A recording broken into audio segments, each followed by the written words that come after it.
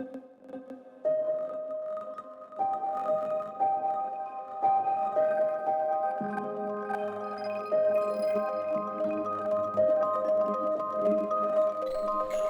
up? What's up?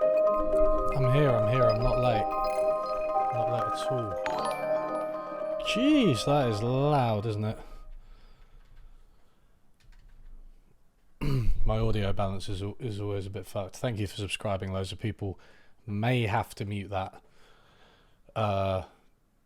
if it continues at the current rate.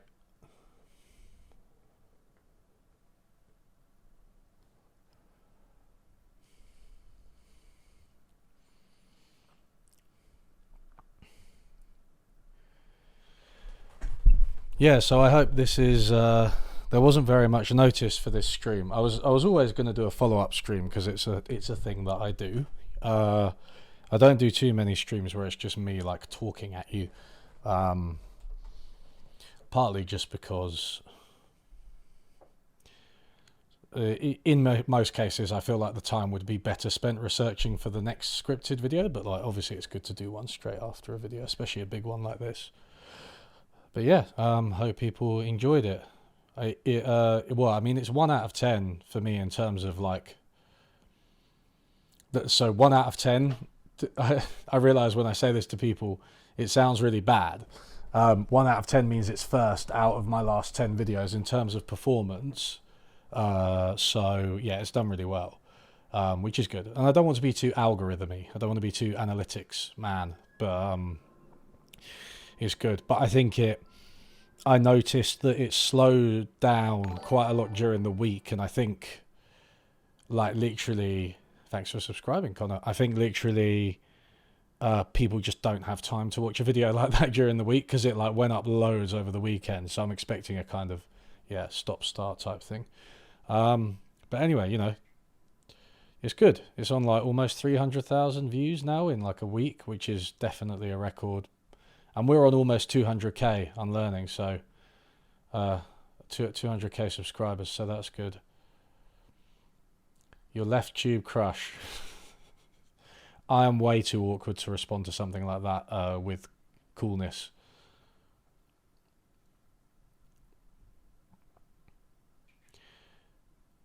All right, so we'll have I know there were people chatting before and everything, right? Like, I've put slow mode on so I can try and get to people's questions. We'll have an amnesty in terms of like, I'm just going to answer questions from now. I might get behind on this. I think it's better to answer a few questions well than just like, you know. Hello, everybody. Hello, Wiggins. Hey, man, how deeply do you think of Sowell's base assumptions in mainstream economic theory, i.e. neo-Keynesian, neoclassical theory? That's a really good question and is one I ask myself quite a lot. So, like I said, I mean, he uses the mainstream economics definition. Economics is a science of allocating scarce resources. Wait, I fucking butchered it already.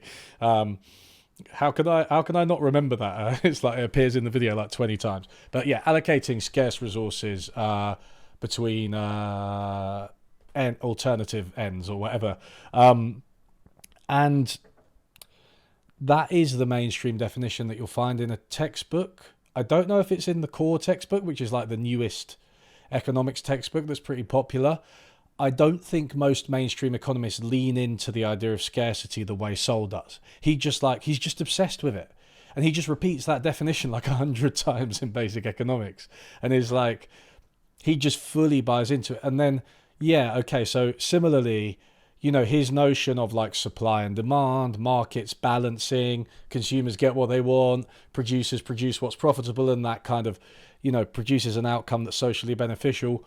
That's like the most pared down basic mainstream theory. So I think his assumptions are rooted in there, but he doesn't allow for any exceptions to that rule. He doesn't tweak the assumptions. He doesn't think about how it might break down. Whereas I would say mainstream economists do that a lot. And that's what I was getting at when I just had that brief little animation on market failures. I just wanted to say to you, look, this isn't mainstream economics, right? Like, I mean, I'm not a mainstream economist really. Like I'm holistic in my economics.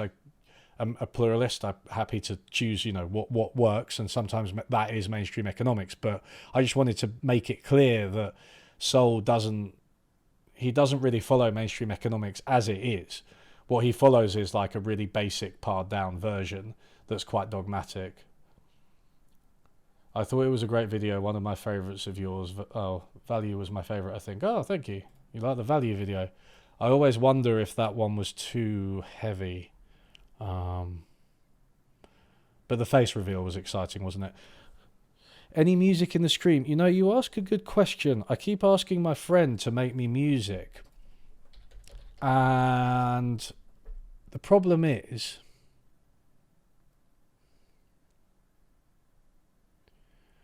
that he makes electronic music, and look,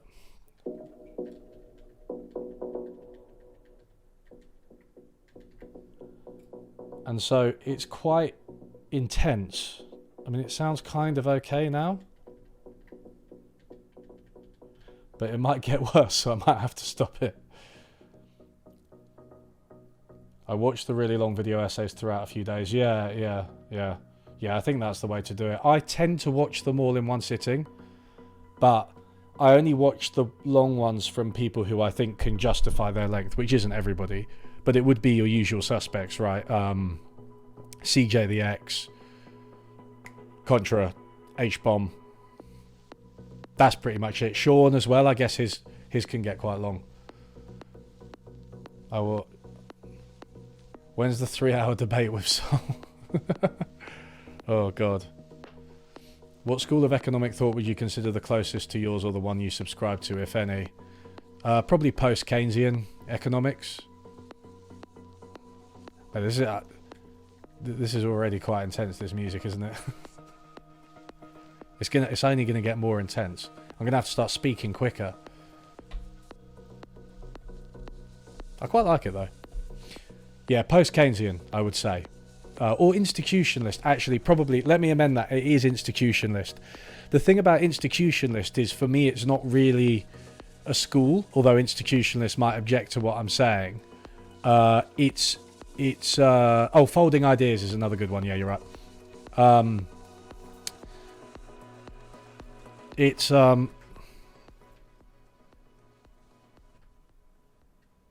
that just too loud? I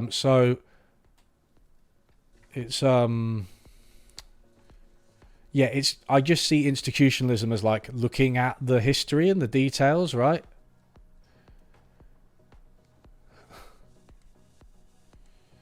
A leftist version of pop economics is needed, as there's one on the right. Yeah, for real. I'm wondering if you would be interested in reading Thomas Sowell's social views. I'm curious if you would be interested in going outside your field to debunk these.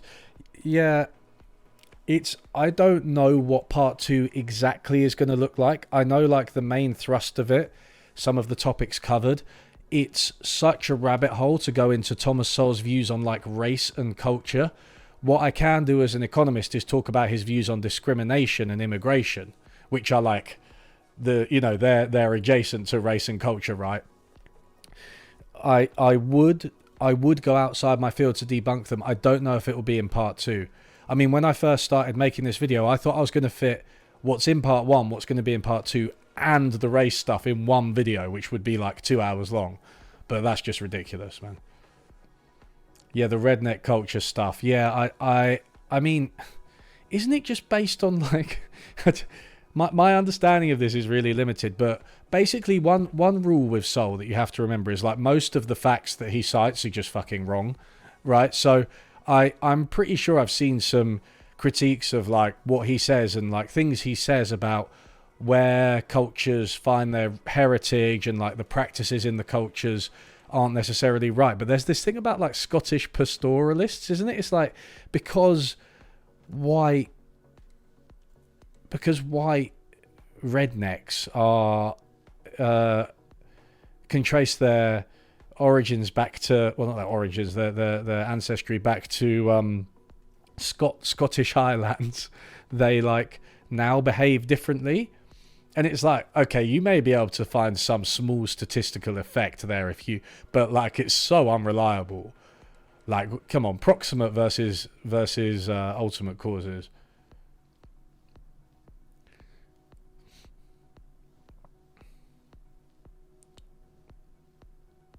Hey, really love your stuff. Your cooperative video is really comprehensive. I'm a municipal Swedish politician trying to get more co-op support locally. Any policy tips or general advice? Huh. Good question. I mean, in terms of promoting or in terms of actually making them work, I would shy away from deliberative decision making, even though it's like an inclination of everybody on the left. It's so slow. I don't think it really works. In terms of promoting, I think, I mean, what one tip I would give is like, I think leftists are too focused, and I'm not saying you're doing this, but sometimes they're too focused on like the fact that they're promoting socialism, if you know what I mean. It's like, no, just like alter your comms, man. Just say, hey, don't you think your boss is an arsehole? Don't you think you're underpaid? Do you think you should have a say? I bet you've got some ideas for like how things should be run. Just say that's like bread and butter, everyday language that every worker thinks that. Every worker thinks that. They don't have to be a Marxist, right? Or even a socialist, you know. Why does Mike Tyson have a Thomas Sowell book? Mike Tyson is quite well read. He actually also has definitely read like Mao. Yeah, dude's widely read. I'd be interested to ask him what his view of basic economics was. It's pretty wild that because it's such a dull book, Basic Economics, right? And I can't like for anyone to sit down and read it, like I would be surprised. I guess maybe it's prejudice, right? But I guess I'd just be surprised by a boxer sitting down to read something that long and tedious. But he's read loads of books by all accounts, Mike Tyson, and old ones, you know, boring ones. The book People's Republic of Walmart suggests that central planning might work with modern computer tech. Do you think we can make a go of a planned economy today? No, I don't think that technology solves the problem. I think the People's Republic of Walmart is like a kind of a book which has like a snazzy name, which has become, and the name has become the meme.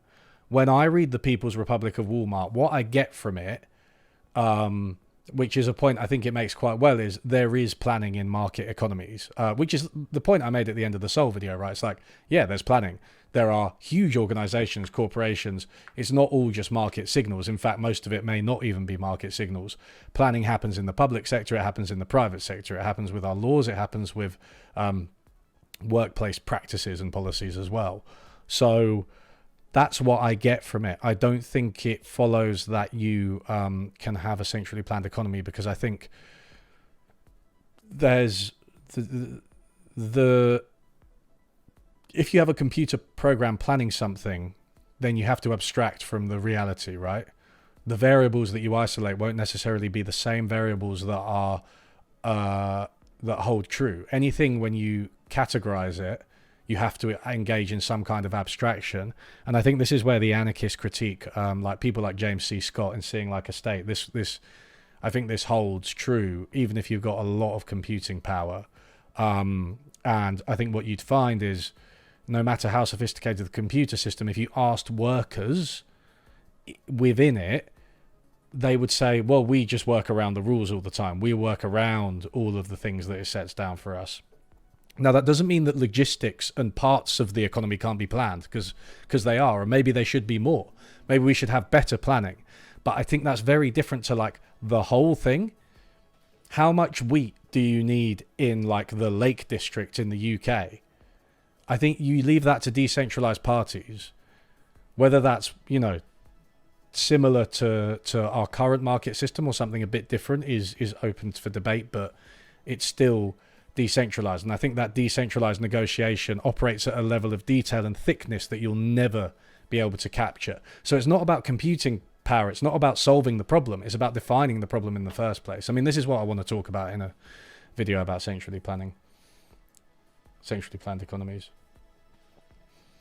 Have you followed much of Yanis Varoufakis' Capitalism is Dead and New Cold War leaves EU fighting for scraps and headed to decline due to lacking cloud capital? The whole title is copied and pasted. I've only watched an interview with him about feudalism and capitalism and how tech companies are the new feudalism. I don't like it when people do this. I like Varoufakis. I mean, the man's arrogant as shit, but I do like him. I don't like it when people do the it's not capitalism, it's feudalism argument. I just think it muddies the waters, even if he might have a point that we all pay fealty to Bezos and stuff. I think, I mean, again, and the EU should, we are behind in terms of in the EU in terms of the tech sector. Hey, the music's going all right, actually. Fucking hell, I'm already well behind, even on slow mode.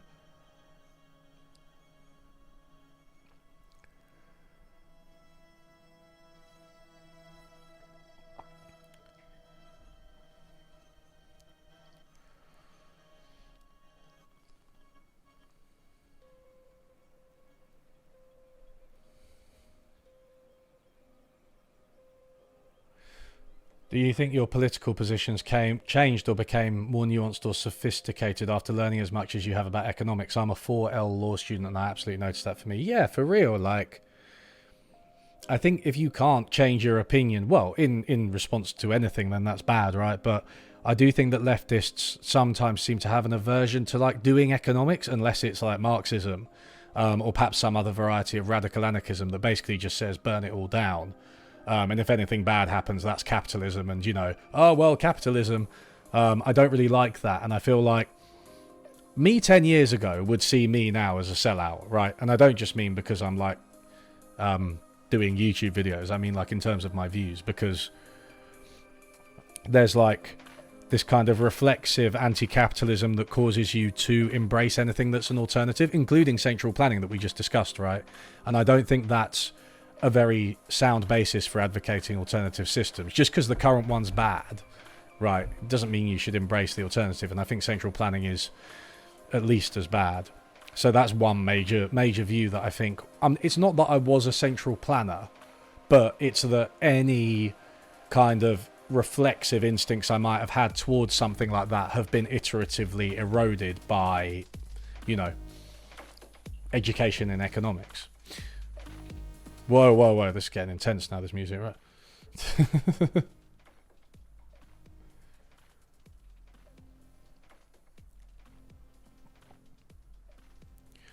Surely planned and centrally planned can be quite distinct from one another. Yeah, exactly. Thanks for the donation, Remus. Although you didn't attach your question, which is what people do, but thanks, Nameless Channel. Oh Jesus, we're on 500. I didn't even check the fucking eyes on this for a second.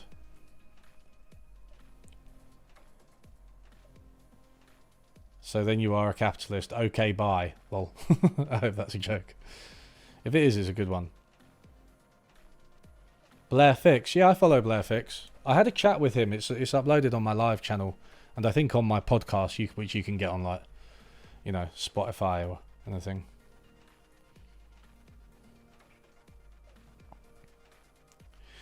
If you're saying that centrally planned economies are bad and no rules-free market is bad, then does that mean the question of what we should do is what kind of areas of regulations planning should we have and how much should we do it? Yeah, I mean, this is what I'm getting at with this governance point, right? I think it's the economic governance point. It's an invitation to a debate, right? I just think we will always be discussing how to best manage areas of the economy and industries. Is it, is it co-ops? What is the role of the state, of local governments? What's the role of like communities and like social pressure, social norms, norms of fairness around prices, and private business as well, that might have its place, sort of artisans and petty bourgeois or whatever, maybe. I think it, and then like sort of very structured markets like auctions and stock markets and stuff. I don't know if that debate will ever be over. I think we'll always change because technology changes, politics change, the environment changes.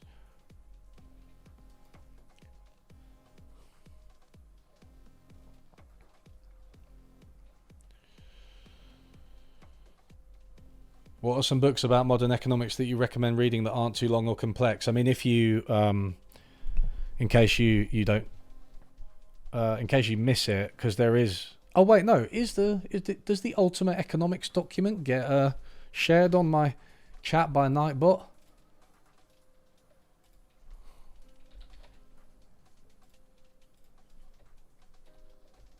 One second. Copy link. Viewer. There's this. Hi Connor, hi Floyd. There's this, right? So I think Varoufakis, who we mentioned before, the core economics textbook, which is like fairly good. Economics: A User's Guide by Hajun Chang. I think those are good places to start.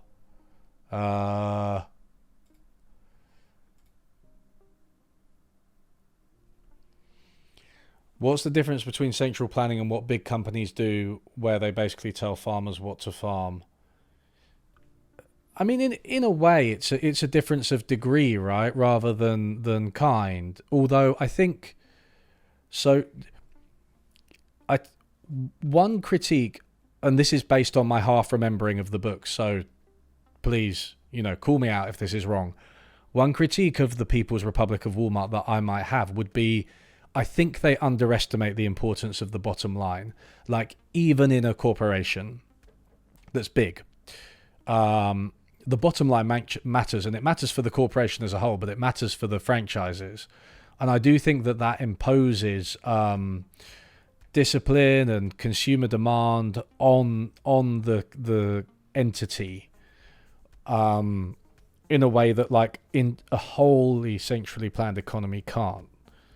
But as a company gets bigger and bigger and bigger, it does start to resemble central planning, right? But the thing is, even the biggest companies, they have a fairly narrow purpose. And yeah, like, they have a fairly narrow purpose, and centrally planning the economy is about everything. You can define how to make a profit, right? That's a defined problem. I don't think the central planning problem is defined. This is the issue. What are you optimizing? Because that's what you're doing. You have to optimize it, right? How do I think I could get Varoufakis on stream? No, I can't, because somebody on my Discord was at a talk and already asked him, and he said no because he was too busy. He also didn't like the sound of one of my previous guests, whose name I will not reveal. How do you view yourself compared to thinkers of the past? I would argue the work you do is very similar to theirs, but YouTubers seem to be unable to escape their hole of perceived unseriousness. I thought that said whole of perceived unconsciousness then, and I was like, fucking hell, okay, I can't get into that on a Thursday afternoon. Yeah, I do. I take YouTube seriously, you know what I mean? And I've started calling myself a YouTuber in everyday conversation, which, generally speaking, people find really interesting, by the way. Like, so I think there is a perceived unseriousness, but I think that might be a bit exaggerated, and actually it's like, no, now people know that there are lectures on YouTube. There's good information. There are academics, right? There's also a massive wave of absolute fucking nonsense. Misinformation, or just bilge, Mr. Beast, right? But yeah, there is this unserious character. But I think in terms of, like, it's quite funny, because when I release things that are like, there are mistakes or they're incomplete, or I didn't communicate it as well as I could have, which happens, and I think it's probably happened with the Sowell video. We can talk about that. But when I do that, I find the feedback mechanisms very reliable and quick, because there's so many eyes on it and so many people in different fields. It's much more interdisciplinary than, say, academia, and much less slow. It's also a little bit more knee-jerk, and obviously sometimes not very helpful.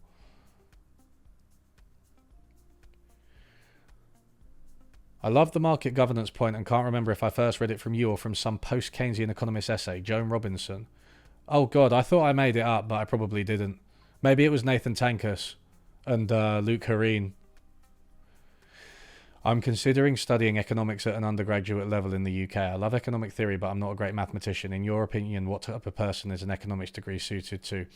If you are not good at and don't like maths, I honestly am not sure about doing a mainstream economics degree. It's very mathematical, and if you go to do more, you'll do even more maths. If you hate maths, but you can do it, you might want to grin and bear it. I don't know. I think you might want to veer towards like a more PPE type thing, politics, philosophy, and economics, and or political economy, or something like that. I don't know. If maths isn't for you, then you're not going to enjoy those 3 or 4 years. You possess such a cute charm. Thank you. I know.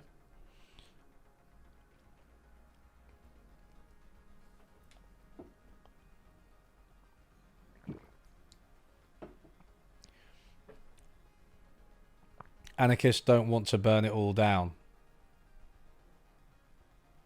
Yeah, I mean, it depends on what type of anarchist, right? But if you got like anarcho-syndicalists or something, then I can get behind it. Hi, you really enjoyed the video. Could you please explain what modern supply-side economics is? Everyone seems to be talking about it at the moment. Does everyone seem to be talking about it?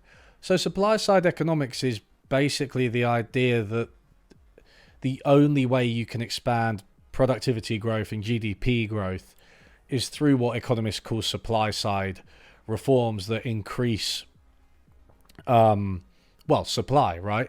They increase the productive capacity of the economy. Now, there's an ideological, because I think that's obviously like a good thing, right? I think we can all get behind investment, but there's been an ideological bias to that historically, where that basically just means deregulation and privatization, and the idea is that the private sector will be more productive than the public sector. But if you're talking about modern supply-side economics, maybe this means the more Biden-esque approach, right, where Biden's invested in, the CHIPS Act and the CARE Act, which are designed to expand capacity in industry, increase childcare so women can work, right? And those are supply-side reforms as well, but they're like progressive ones. In some lectures in the 90s, Simon used the alien analogy alongside a critique of Hayek's usage of prices for knowledge. Basically, he pointed out prices fail to encode a lot of firm-relevant info. You have just anticipated part 2. So, for some reason, Restream is now not working. Could you review The Knowledge Economy by Roberto Unger? Oh God, maybe. I mean, thank you for the donation. But I've never heard of it. Wait, let me look it up.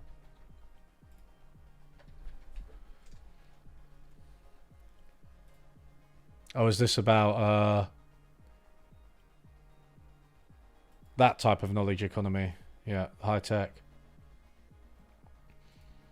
Have you read Cory Doctorow at all? His blog Pluralistic covers the harm of monopolies, cartels a lot, but I'm not qualified to judge it. No, I don't think so. I don't recognize the name. Pluralistic. I like the name of the blog. Thank you for the donation. There's also a chapter in which sciences in the sciences of the artificial, where Simon basically says knowing what to optimize and optimizing information flow matters more than economic structure per se. Very interesting. Thanks, Crabe.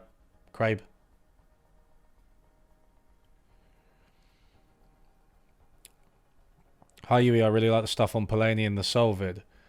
Got introduced to his work through reading Ella Meskin Wood's The Origin of Capitalism. What's your take on her work and claims? Yeah, is that the... So I've read this one, Democracy Against Capitalism, which I think is good, although it's quite dense and theoretical at the beginning. as is the want of Marxists.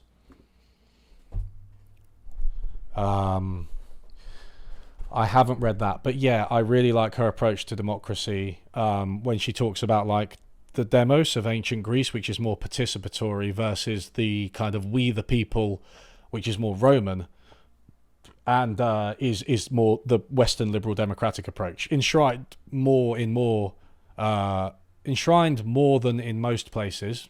Not a nice sentence. In the U.S. Constitution, right? Get ready for all the response videos to your Sowell video. I imagine you've burst a lot of libertarian bubbles. Yeah. Yep. I should imagine that, man,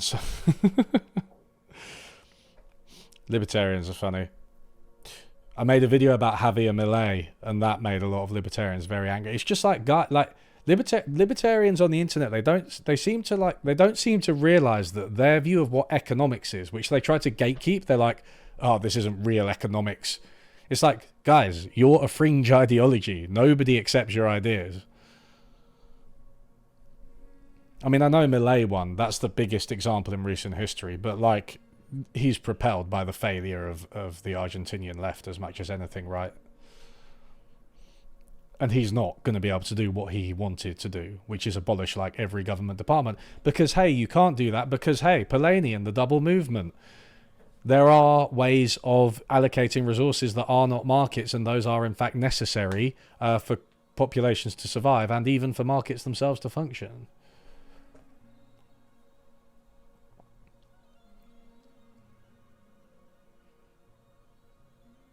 Thanks, Connor. Part two will be yeah, some stuff on Hayek. Seeing like a state, public choice theory as well. Basically, there's this vision Sowell has where he thinks that it's the classic libertarian thing. He thinks that the market is the default and there's government intrusions into the market mess things up. And not only is that wrong, it itself represents a particular view of government which is as dictatorial as the worst types of, like, you know, socialist economics or whatever.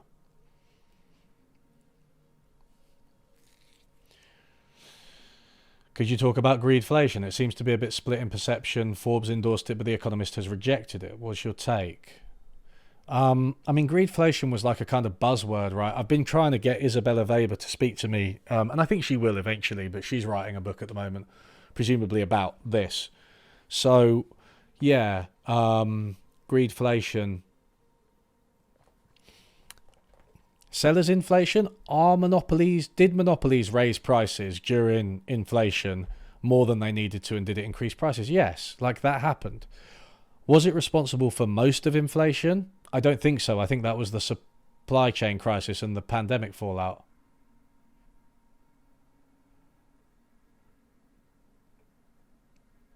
Sowell's video was a waste of my time, which has alternative uses. Yeah.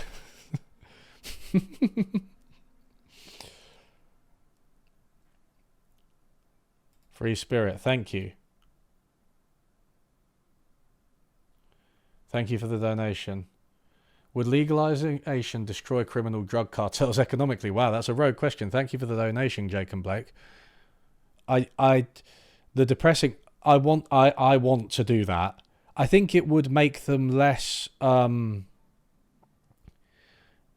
think what would happen is the old cartel members, not least just because of politics, right? Because you'd probably have to, if you legalized, this is the messy reality, right? If you legalized drugs, you'd probably have to coordinate that policy with drug cartels. And what you'd probably end up doing is giving a lot of them an amnesty, bringing them above board, and they just become like drug companies, which is, I mean, that would be my impression. Unless you went in and just like absolutely, you know, arrested all of them. But I just don't know how possible that is, right? Because it's so ingrained and corrupt in a lot of countries that produce drugs, you know, Latin American countries in particular. So I think it would make things better, and it would make the cartels above board companies, but it would probably benefit them in many ways.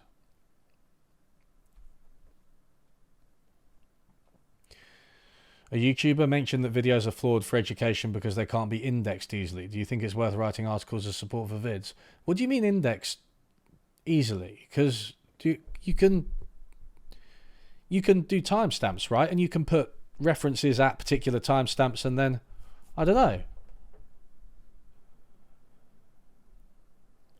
Or do you mean? Oh, sorry, not reference, indexed. Oh, do you mean like the index at the back of a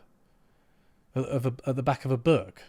I mean, you can still mine a video for keywords, right? I don't know. I don't get that argument. I read Seeing Like a State based on your recommendation. That's one of my favourite books. Yes. Anarchists of the World Unite. Would be interested in getting into some books that talk specifically about inelastic markets such as housing, food, yada yada. I brought Rethinking Land and Housing in Economics. Anything else? Cameron Murray has just released a book called The Great Housing Hijack, about food specifically.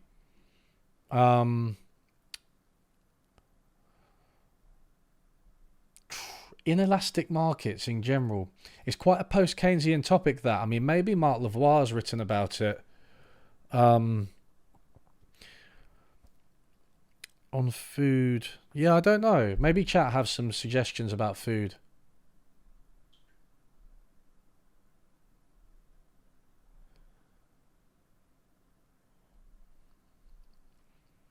Thanks for the donation, Free Spirit. Do you think of limiting capitalism works? Limiting capitalism? Yeah. I think it has produced a lot of gains, right? I think I see the welfare state, the emergence of the welfare state, the emergence of like regulation, even social campaigns, you know, for instance, for women to enter the workforce, which were combined with lifting legal restrictions as well, to be fair. But I think, I mean, it depends what you mean by limiting capitalism. But like, do I think progress is possible while we still have a broadly capitalist economy? Absolutely. One thing I'm not 100% sure that capitalism can deal with is the environment. Like, I think you need a drastic change in things to really limit our impact on the environment. What do you think of Mark Blythe and his book with Eric Lonergan, Angrynomics? If you've read it, thanks for all your work. Yeah, cheers for the donation. I always forget if I've read No, I have read Angrynomics. It's so well written, that book. The one of his I haven't read is Austerity. I met Mark Blythe at Kilkenomics, the Irish book economics book festival, in like November or something, and yeah, he's a nice bloke, very straightforward, and he writes very straightforwardly. I would honestly recommend that Mark Blythe's book to people who, Angrynomics, to people who are new with the subject, because it's written just in a very casual style.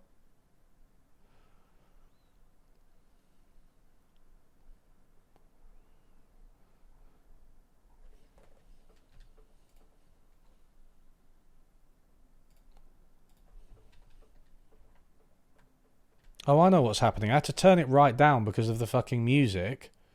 And that's why the super chats haven't been very loud. I turned the system down. I should have turned the music down itself.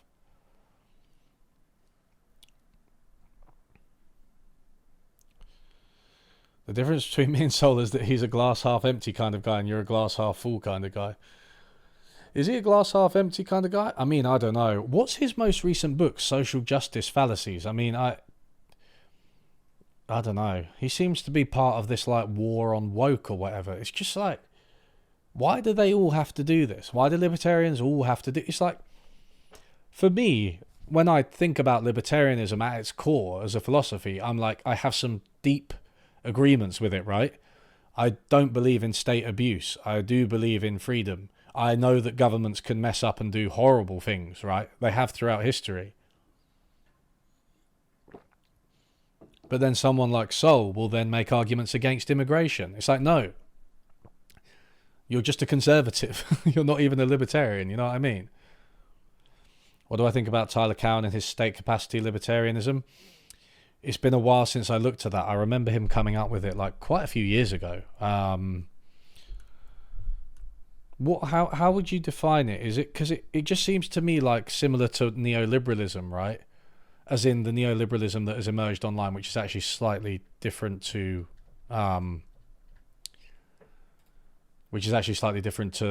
neoliberalism as understood, you know, commonly with Margaret Thatcher and Ronald Reagan. But it seems to be this idea that you need a strong state to enforce a market economy. Climate Stalin, yeah.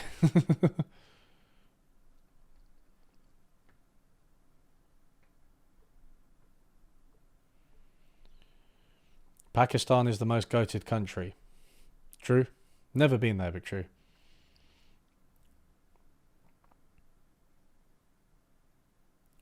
I can't tell if Sowell is pro or anti-segregation, but he claims separate but equal is not inherently unequal when arguing against Brown versus Board of Education and cites his own experience. Jesus. Oh, God. That's the stuff I haven't really touched. Oh, we're skipping.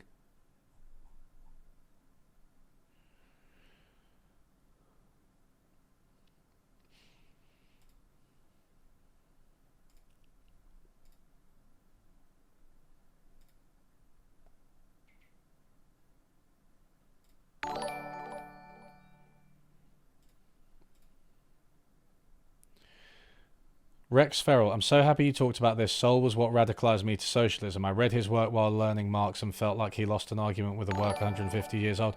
You know, I haven't read Sowell on Marx, but a lot of people say it's really weird. So that book, I mean, I might read it, but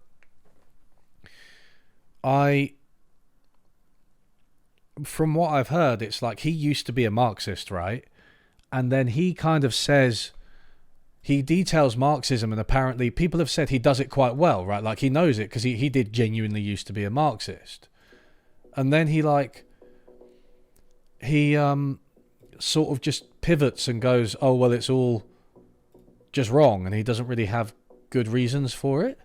That's what I hear about Marxism, about his book on Marxism. So basically it's like he just... What is your take on meritocracy? JP loves it. So he just doesn't really actually have great reasons. But it seems like he just... I mean, it's difficult, right? But you could call it a grift. I'm so happy you talked about this. Sowell was what radicalized me to socialism. I read his work while learning Marx and felt like he lost an argument with a work 170 years old. Do you keep 100% of Super Chat money? I would rather support you in another way if otherwise. Also, again, you're very cute, you eat. Right, this is getting out of hand, but thank you. Well, I've got a Patreon. I don't really know about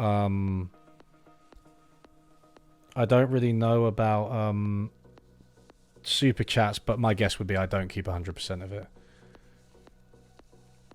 Not surprising he lost to Marx. Unlearning lost the argument to Marx. Ha! Marx would have absolutely loved my high-level statistical critiques of modern work on Marxism, which he would hate. What online Marxists don't read is that don't realise is that Marx would be on my side.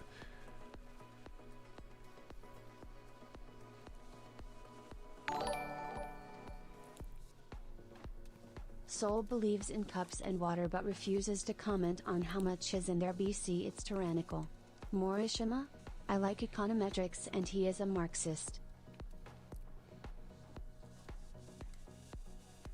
Thanks for the donation, Joseph. I'm having trouble passing your comment, but it seems like it's something about distribution.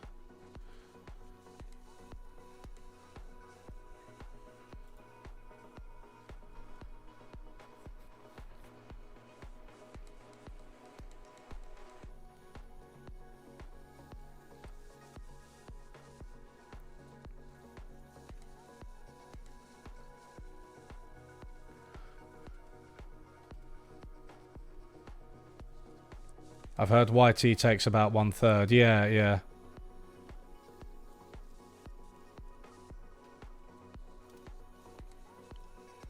Will you do a video about those people that insist that precious metals are the future and that fiat currency will collapse? Yeah, I'd like to talk a bit more about money, but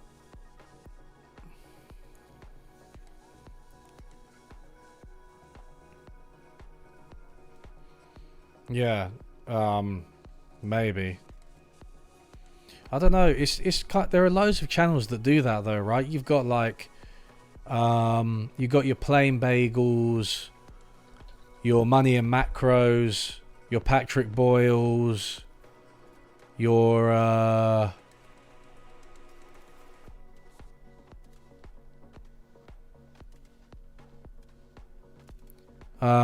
who's the other guy? I forget his name. It begins with J.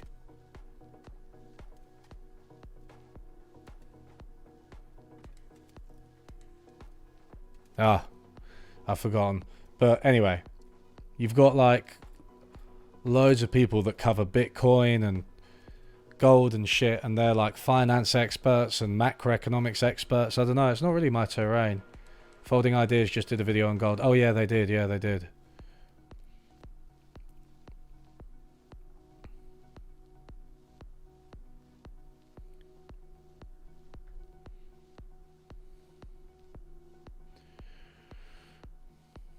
Can we get a little opinion on what happened to Nord Stream? I have no idea what you're talking about. Did I ever read that thing about Marx arguing against the concept of derivatives? What, the chapter in Capital about finance? Yeah, I mean, for real, but a lot of people did, right? Have you read Michael J. Sandel's book Tyranny of Merit? Yes, I have, and it's okay. It's fine. I find Michael Sandel's books, maybe it's just different traditions, right? But like, I find the way he writes, I like the topics of his books. I agree with him. I get something out of them, but like, they are only 7 out of 10.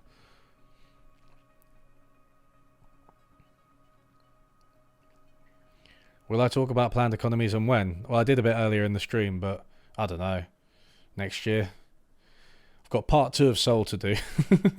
Mate, although to be fair, now that I'm full-time, and I'm writing a book which should be finished soon, when I'm actually doing this full-time, like, my videos will be more frequent. You guys aren't ready.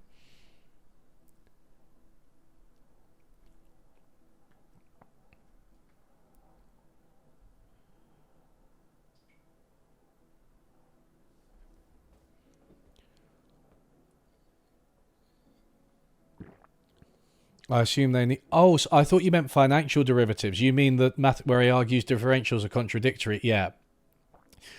And that isn't there a... Isn't it... Was it Trotsky who argued that A doesn't equal A because of dialectics? I mean, this is where Marxists lose me. It's just like, oh my god. Like, that's where it just becomes like bullshit. But yeah, he argues that mathematical derivatives are contradictory, yeah. Next Medium article, when? Oh, I don't know. I was thinking about writing one about Marxism.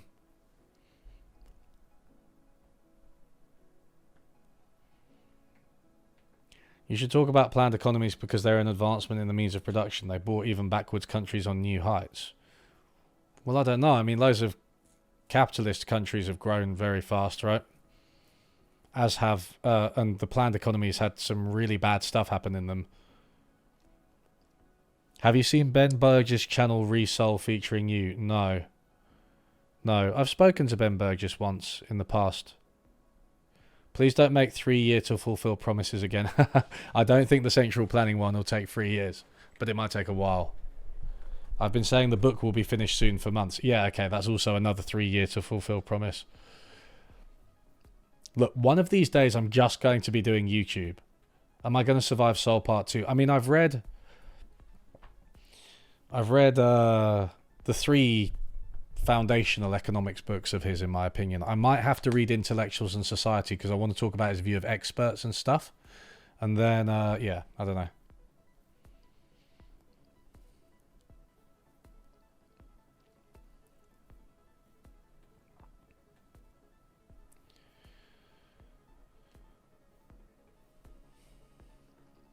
Marxism is a wee bit cult-like, yeah. Again, Marx would have hated it.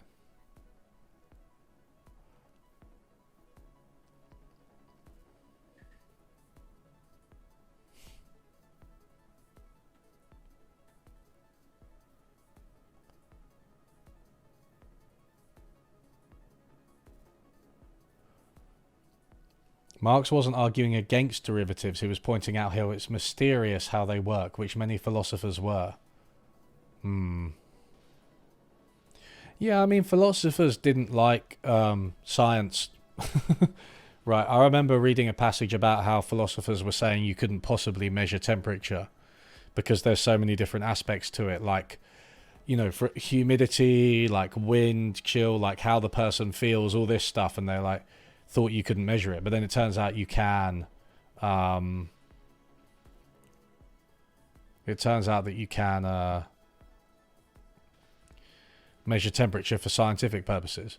But at the same time, the philosophers had a point, right, in that there's a difference between the temperature in centigrade or Fahrenheit and like how it feels to go outside. You can have 2 days that are the same temperature, but they feel different for like various reasons. Didn't Aristotle insist that flies have 4 legs? Look, philosophers be talking fucking shit, right? It's like the only... Have you seen vids by Dr. Skellman? He has interesting takes, not standard left-tube economics, I think, and a nice fit on money. Okay, Dr. Skellman. No, I haven't seen Dr. Skellman. Dr. Skellman.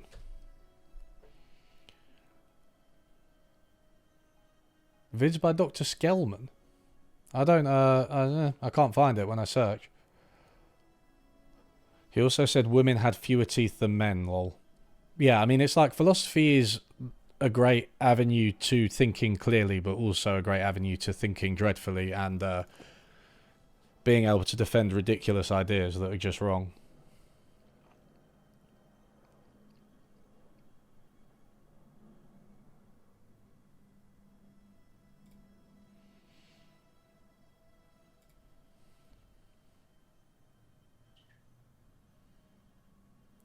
What's my favourite Simpsons episode? Bart on the Road. The one I was watching at the beginning of the Sowell video. For sure. It's not everyone's favourite. I think it's a little bit underrated, but I don't know. Just the scene where they're driving, which, again, I was watching at the beginning of the Sowell video, I just find so funny.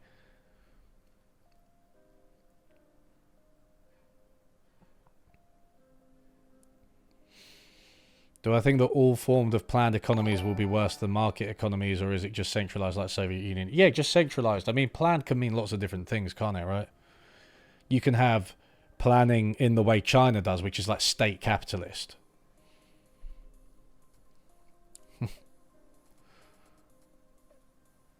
Rare Winnipeg mention. Yeah, exactly. Back to Winnipeg. What's up with all of the Simpsons clips? Is it just that you like the Simpsons? More or less, yeah. Yeah, you got me. I have a kind of meta mission to prove that there is a Simpsons clip for almost every situation, though. Because it's that well written. Skellerman.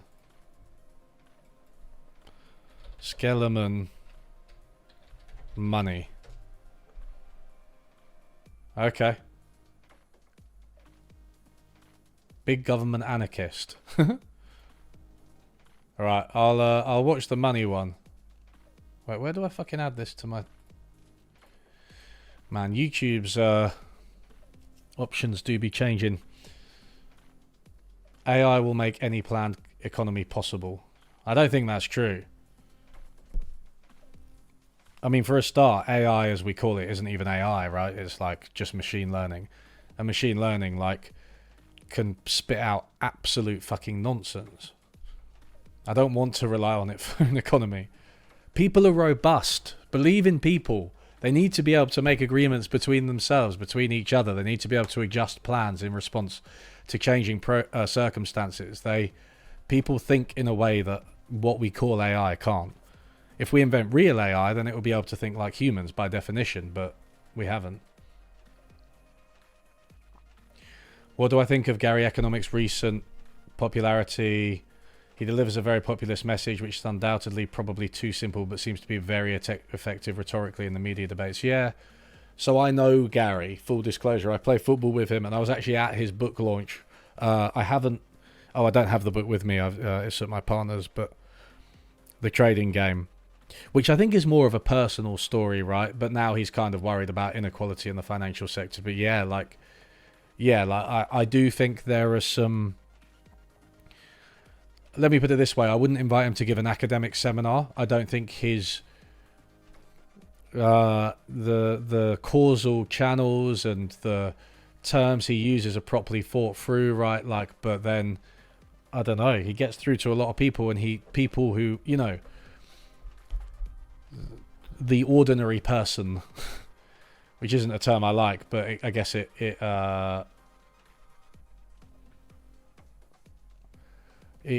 gets through in a way that most people don't. I think Thomas Sowell might be the OG right-wing grifter. He's got the why I left the left arc and everything. It does start to feel a bit like that. When you look at his reasons for leaving the left, they just don't stand up to scrutiny. And I just think that people respond to incentives. He managed to find fame and fortune in his niche. He could have been a good historian of economic thought.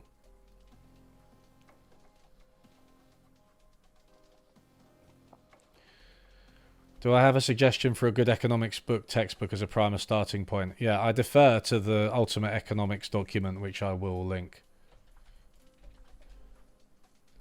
Dave Rubin and Stephen Crowder love him done.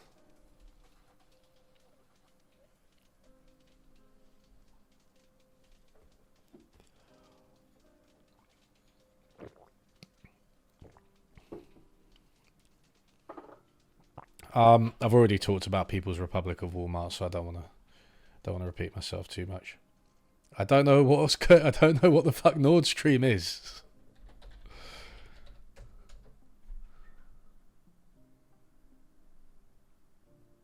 What's happening with it?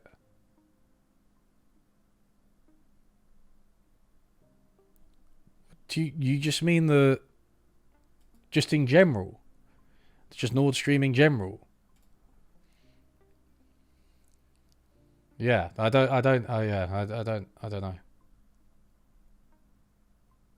I did speak to Gary. I have spoken to Gary's Economics. It's on the live channel and my podcast.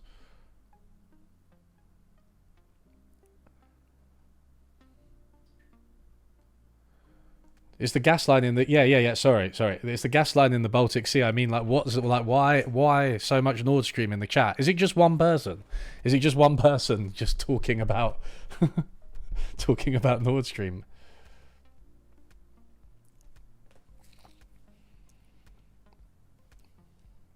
The explosion.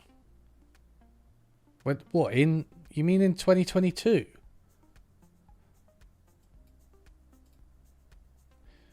Okay. All right. 2 people probably need bans. Yeah. Okay. Well, yeah. Okay. This is, yeah.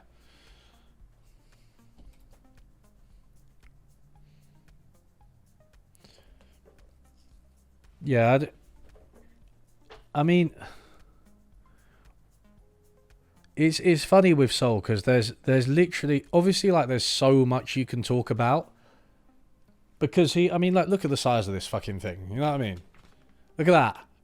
You know? I have read this multiple times. Feel sorry for me. Give me money. Like, and that's just one of his books. Like, he's written about everything. Like, almost everything.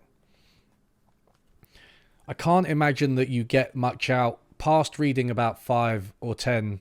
5 or 10? Just 5 books. I can't imagine you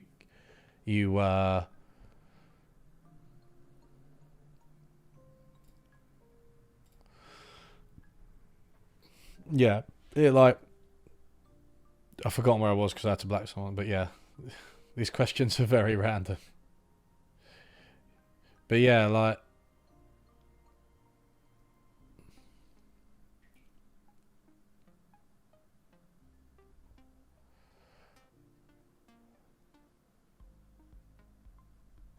Okay, so now we've got Nord Stream and Pakistan coming up loads. Jesus. It's thinner than all 4 Dan Brown books. Man, okay, so it's not just length. I know you're joking. It's boring. And it's stupid.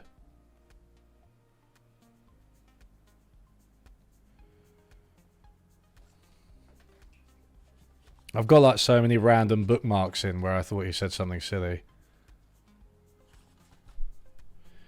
Well, or something good. That's the difficult part about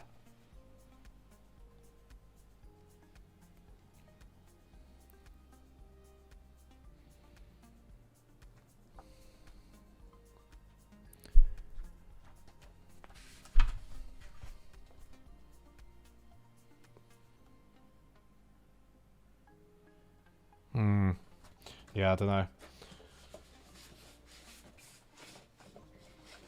It would be fun to read out some funny quotes, but I'll save it for part 2. Jeez. Does magnesium glycinate work? Or was that a bit? Does magnesium glycinate work? Was that a bit? Okay, so out of anything, I now regret putting that in the video the most, because it was just supposed to be like a silly story. Now, yeah, it works for me. I've literally just had one. It seems to increase focus for me, and also if I can't sleep, I just like get off to sleep much easier. Maybe I've got a magnesium deficiency. I don't know what it is. It seems to work for me. Maybe it's a placebo effect. Please never take health advice from my channel. Fortunately, it's obviously not harmful. It's magnesium. It's fine. It's just a little supplement, right? So if people get it, then that's good. It's not a cure for anything. I really wish I'd phrased that completely differently. Because I don't know. It's part of being relatively new to having a platform this big, right? I'm like, oh, I'm just telling a silly story. Nobody really cares about what I say. And then I realize, no, I talk about magnesium glycinate. Some people are going to fucking go out and buy it. And I'm like, oh shit, right? Like that. So yeah, if you struggle with sleep or focus, you can try it. Don't overdo it. Don't expect miracles. It could be a placebo effect. I don't fucking know. Get nutrients in general. They're good for you. That's all I can say. I've been taking 20 a day since the vid came out. Yeah. You'll be 20 times more focused. Magnesium might cause diarrhea. Yeah, that's not something I've ever experienced. Do I know about Rutger Bregman? If so, what's my opinion on his work? I know him. I don't know if I've ever actually read a full one of his books, because he did Utopia for Realists and also Humanity. I liked his interview with Tucker Carlson and his thing at Davos where he was talking about taxes. I rate him, but I haven't read his books in full.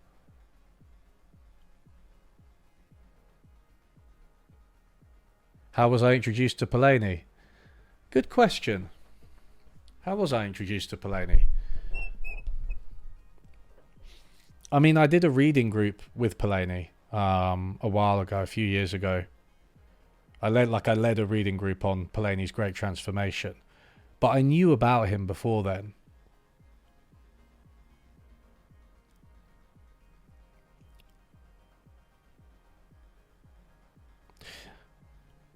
I reckon it was probably Jeff Hodgson, the institutionalist economist, who did it. Have you seen Victor Margarino's response to you? He's also a Marxist economics. In a way, yes, because I've privately conferred with him and he sent me the script before and I gave him feedback on it. Because I was so busy with Sowell and my book, I haven't had a chance to watch his video because it's like 2 hours long. My general impression is there's some... I think there's some misunderstandings over like what I was trying to do in that video and like the intended audience, because it's like people might not have heard of value theory, right? They might not know anything about it. So I literally had to like try and introduce it in the most simplified way possible. And I think that was, even then it was like a bit heavy in my opinion. As for the evidence surrounding the Labour theory of value, all I can tell you is that I am 100% right about that. Some of that statistics is like the worst statistics I've ever seen in my life. You cannot just eyeball a trend line of the rate of profit and be like, oh yes, it's definitely the tendency of the rate of profit to fall. It's the Labour theory of value. It's like, no, you need causal evidence, and cockshot stuff is awful.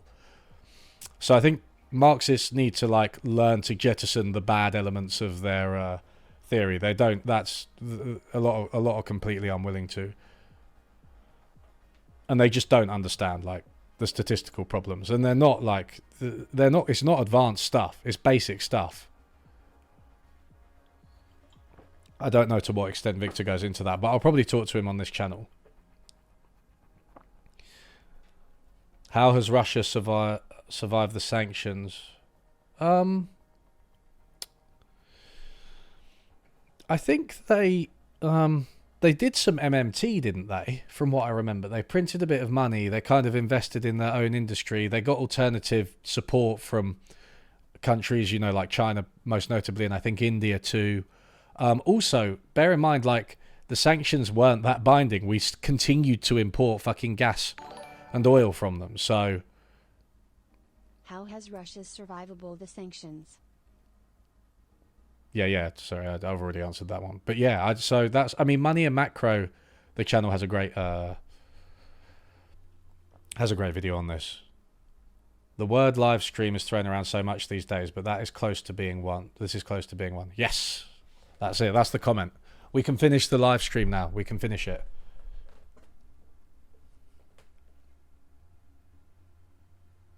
They're not very good sanctions. Yeah, that's one way of putting it. Would you say some of the modern Marxist retention of things like the rate of profit is dogmatic? Yeah, like I think that's the problem, and it's really interesting because like if you ask like a Marxist economist, right, an academic about this, David Harvey doesn't see a lot of value in the rate of profit to fall, doesn't see a lot of value in the Labour theory of value as is commonly understood. Ben Fine once told me that he doesn't think that the tendency of the rate of profit to fall is a worthwhile endeavour. Josh Mason, who's kind of Marxist adjacent, thinks it's nonsense, right? Like, I'm sorry, new stuff has happened. Our understanding of capital, of statistics has developed. You cannot just produce this crappy evidence and be like, yeah, Marx was right. It's like, no, retain the bits of Marx that were good and jettison the bits that it's not just that they're like bad, it's that they're kind of unresolvable because the time series statistics is fucking shit, right? That's my nuanced academic opinion. If you got to prove something with a time series, then go back to square one, prove something else.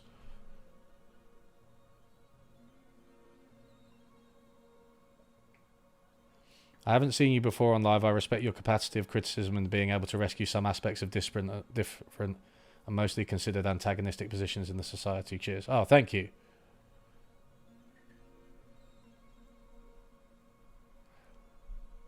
The Money View, no.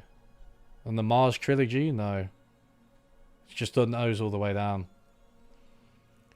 You talked about cockshot on the rate of profit, but he's an easy target. Kleeman's account is better, and he doesn't claim that TRPF is secular. You even used him to criticise cockshot even, but you didn't talk about his work on the TRPF. Yeah, I didn't directly, but I still think that the time series critiques apply to it, right? Because he's very... Where's my Kleiman? I don't know where it is. He's very look at a graph, but I like Kleiman because he's clear and he does test his ideas. But yeah, like the Basu and Manolakos approach is the right one, but that's like one paper. Anyway, I don't want to talk about Marxism too much. People are having such a hard time with keeping in good and ignoring the bad in almost every field, really. Yeah, it's a bit tribal, isn't it? Would you prefer that I refer to you as Mr. Unlearning or Mr. Economics?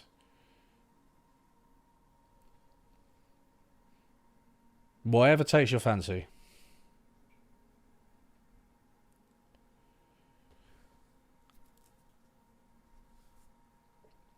How the Labour theory of value emerges from egalitarianism says a bunch of things. Yeah.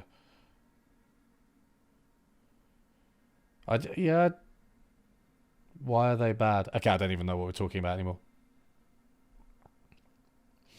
I feel like Marxism is a bit like Darwinism. It's not that it wasn't valuable and pointed in the right direction, but you need to update theory as new information becomes available. It's a really good way of putting it, right? It's just like, yeah, clearly the man was a grade A thinker, but like he was also a very turgid writer. I'm sorry, like that, and he didn't finish Capital, and that's why you're all still arguing about what it meant. Okay, we're talking about Marx now. Watched the planned obsolescence video to my mum and she found it interesting. Well, that's good. If your mum can watch it, no disrespect to your mum, I don't know what her profession is, but like, I guess it's just like the planned obsolescence probably more than any other video can be shown to pretty much anyone and they can get it. I do want to make more videos like that. I want to make one about air pollution. Air pollution, yeah. And not just pollution, but air. You know, air, this stuff. It's important. It's interesting to oscillate between the different types of thing, right? So you've got like critiques of a person, like Sowell or Pinker. You've got like more conceptual stuff like Death of Econ 101 or Free Stuff is Good Actually. You've got the positive policies, so there's overlap in these categories, right? You've got Free Stuff is Good Actually is one of those. There's one I want to make about kind of communism and what that would look like. And then you've got the ones that are much more about like a thing that people just know about. So planned obsolescence, Uber, and then like air pollution or the cleanliness of air. Air. Who was worse purely at economic analysis, Thomas Sowell or Karl Marx, and why? Oh God, I mean for sure it's got to be Sowell, right? It's so narrow. They're like, I mean, things were very different in Marx's day, right? The way evidence and citations worked, it's quite difficult to make a comparison, but the fact that Thomas Sowell's own sources don't support him, I think that's like a red flag, right? I don't think, yeah.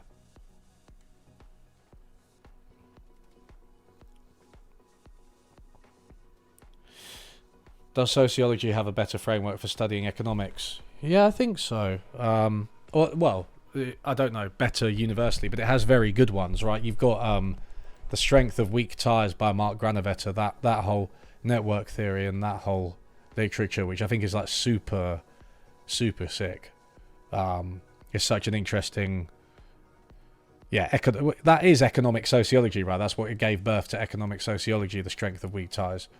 I would recommend that paper. It's like a social science paper that I would recommend to like fucking everybody.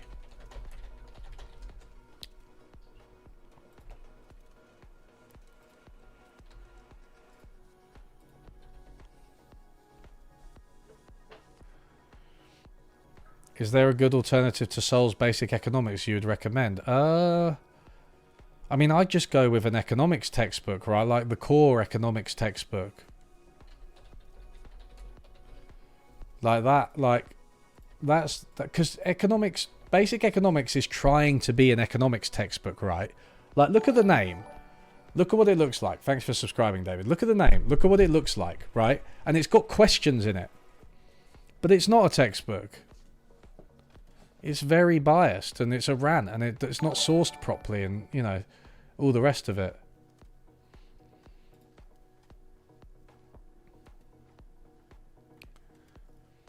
I loved your earlier video on degrowth. Have you thought about making a more in-depth video on it? I see a lot of people in your sphere trashing degrowth and you're one of the few who's more sympathetic. Yeah, maybe. Yeah. It's a very interesting debate. I think it's just a bad name, right? Degrowth. But for a decent thing. I mean, I could read Jason Hickel's book on it. Regarding the first section of the video, some hunters were able to generate surplus, like at Poverty Point and Gobekli. Pre-agricultural fishes on the coast of the Andes as well. Yeah. I agree with that. I think that's a fair critique of the early part of the book. I just used Yanis Varoufakis history, which I was kind of vaguely aware it was a bit potted, flattened. They're opposites, but they mean the same thing in this context. I think the sort of, there were hunter-gatherer societies, then there was civilization, and surplus is like very crude. Obviously, what we call hunter-gatherer societies varied enormously, and many of them will have had surplus. But I still maintain that surplus is like what we mean by an economy. And the thing about surplus is you don't even need the notion of scarcity, because scarcity is inbuilt to the idea of surplus, right? It's like, it's surplus, it's not infinite. There's just a surplus, right? But it's finite. Is a possible pluralistic theory of value possible, where value is determined by need, labour, as well as subjective want? You might want to read an essay called by David Graeber called Towards an Anthropological Theory of Value, where he talks kind of about that. From the Sowell video and others, it sounds like perhaps you are a socialist but not anti-market? Are you anti-capitalist? Maybe Keynesian? What alternatives to central planning do you recommend? Yeah, I'm a market socialist, really. And that means different things to different people. But for me, what I would say is I would like to... I would like to have worker-owned and collectively owned companies, collectively owned by workers, consumers, communities, who still operated within a market system. I would also want like a massive welfare state and public services and a universal basic income. But that doesn't mean that I want markets in everything. I think in terms of like, I'm happy with markets in terms of like what we would normally regard as like a consumer good, like an Apple, a phone, you know, whatever. But there would be areas where I would say you want to eliminate some of the institutions and laws that have created markets. So for instance, the internet is a really good example, right? Like, I think the internet should be open source. I don't think it should be driven by advertising. I think that's made the internet worse, not better. I think community run and open source internet was the default of the internet, and it's actually like capitalism and markets have ruined it. So I don't think you should have markets in the internet. There's lots of environmental limits to them. So there are limits to markets in market socialism. It's not like let's have an equal egalitarian society and worker run businesses and still expand markets loads. But it's just like in some places they're a useful tool, right? And I think they solve the problem of a complex modern economy. Varoufakis' statements are mind-numbing with respect to any social anthropology or the archaeological record. Somebody sent me his conversation with David Wengrow, which I do, who co-authored The Dawn of Everything with David Graeber, which I haven't read, in case you couldn't tell. But I'll listen to Varoufakis and Wengrow. Dawn of Everything is a fun read, but it's kind of kooky. I expect that. Debt, the first 5,000 years, it's like, it makes a point, but it's too long and like exaggerates its point. What do I think about the books of Mariana Mazzucato? Yeah, I mean, Mazzucato, I know her like a little bit in that she's my partner's boss.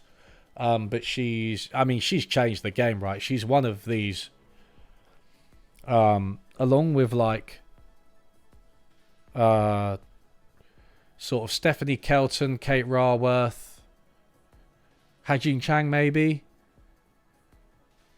She's changed the game in terms of how we think about state investment. I'm hoping to get her co-author Rosie Collington, who was the co-author of the latest book on the consultancy industry and how it's destroyed economies.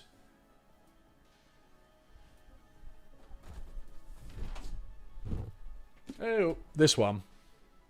I'm hoping to get Rosie Collington to speak to me on the show. Mariana might be a bit overbooked, but yeah. Does Sowell say anything more about the NEP, or is it just the lines you highlighted in the video? It seems like a completely different route for how the Soviet Union could have turned out. As far as I can tell, that's all he says about it. Certainly in the books I've read. It's just not enough. It's just like, yeah, the NEP was more market, and therefore it was good. It's like, no, dude. It was market socialism. That's a thing. Engage with ideas that are outside your narrow scope of, like, either it's free market capitalism or it's not.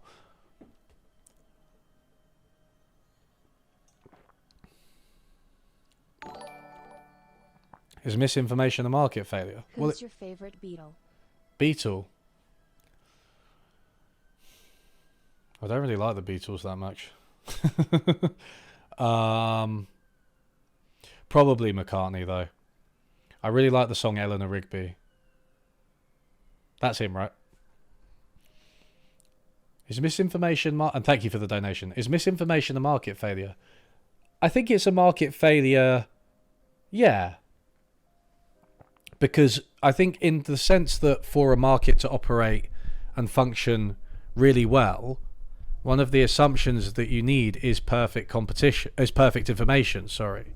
So, yeah, I think that it is I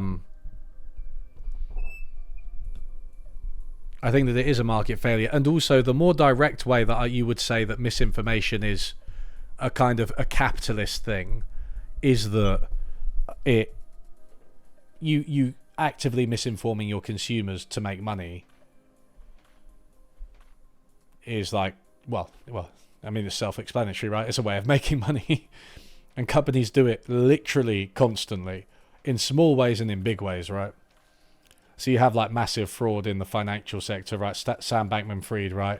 But then you've got like just little things like the fact that like use by dates on most goods are too early, like slightly too early. Does this mean that you advocate full or partial decommodification in the case of certain goods? Yeah, I mean, I advocate... I don't know exactly what those two mean, but I would say I do advocate both of those. Partial decommodification, I suppose, would be something like if everybody has access to it, but it's still sold on a market. Full decommodification would be if it's outside the market, like the internet or public education, you know.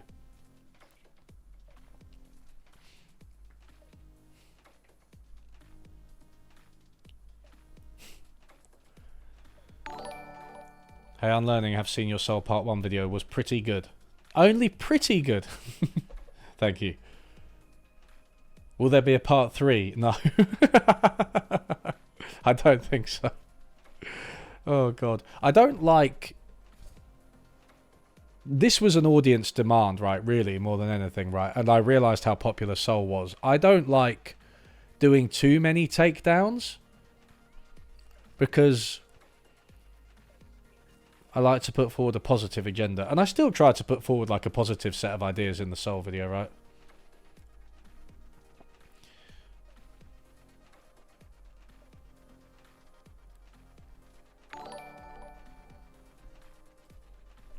Can market socialism cure environmental collapse? P.S. Tomorrow Never Knows is the best Beatles song, but Ram is the best post-Beatles album. Thanks for the donation. That's a lot in one super chat. I'll just answer the question. No, I don't think market socialism will solve the environmental crisis. I think you need heavy state-driven action to try and, you know, reduce, reuse, recycle, investment in, as well in like renewables, in public transport. I think what you need is a one-time, largely state-driven investment to permanently shift our lifestyles towards more, you know, walkable cities, away from cars, towards renewable energy, and, you know, away from things like planned obsolescence and waste.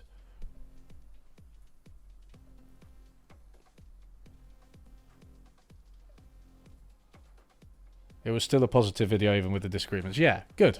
I'm glad you think that, because that's what I try to go for. I could have just read out loads of dumb stuff that he says. I was tempted. I was tempted. I mean, it depends what you mean by market socialism, right? Like, if your form of market socialism has like heavy community involvement, including environmental groups like on the boards of companies, then maybe. And I suppose it would. Have you seen Tom Nicholas' new video? In my opinion, he is too charitable towards China's economic policies. Yeah.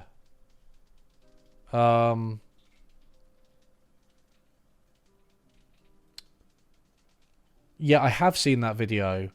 He's charitable. Oh, no, wait. I didn't finish it. That's why I'm confused, because I didn't finish it yet.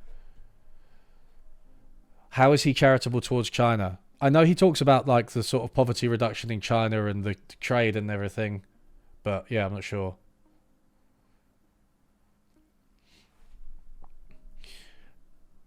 Why do you think he's so popular, though, just as an instrument, Sowell? I mean, look, conservatives do get more money to promote their ideas, and like, yeah, but there's an appeal. Says, we need global scale war communism to tackle big challenges like environmentalism or nuclear catastrophe.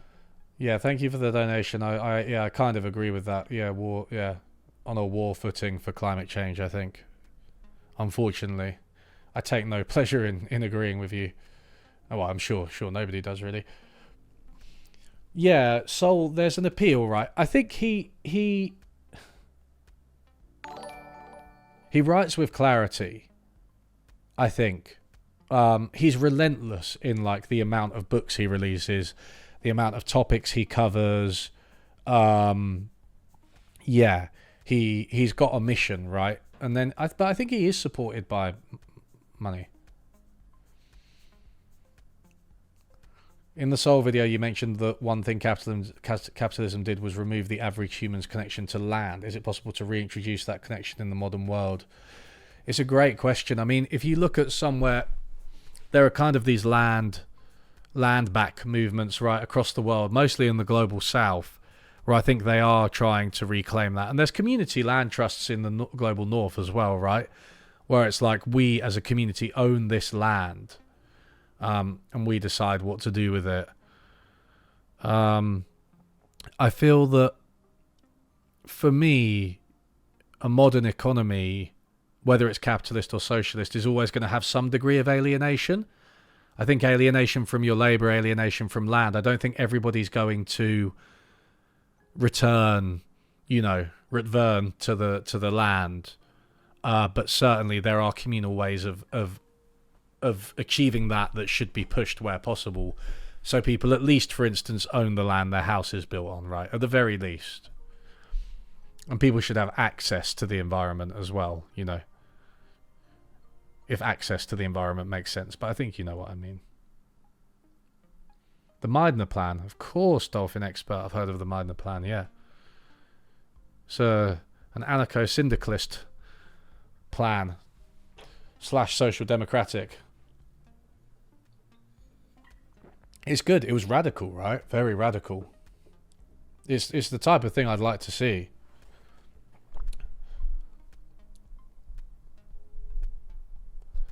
Loved your video, top stuff, but I had a hard time at the Varoufakis part. He is very weak when it comes to history anthropology. He's soul level bad, TBH. I appreciate what you're saying. I don't think he's soul level bad, though, in the sense that Sowell, I dread to think what he would say if you asked him about hunter-gatherer societies.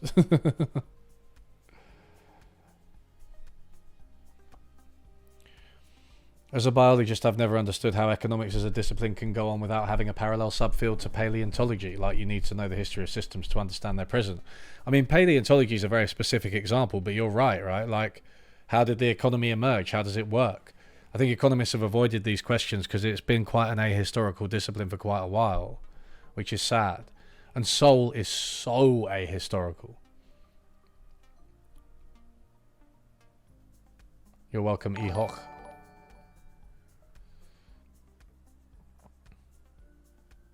Who is the author of The Big Con? Is Mariana Mazzucato and Rosie Collington. Jeez. Rosie Collington is or was her PhD student, but Rosie's the one that I want to speak to. I mean, I'd like to speak to Mariana, but she's just so busy. And also, if I spoke to Mariana, I'd probably speak to her about something different. Rosie's really good.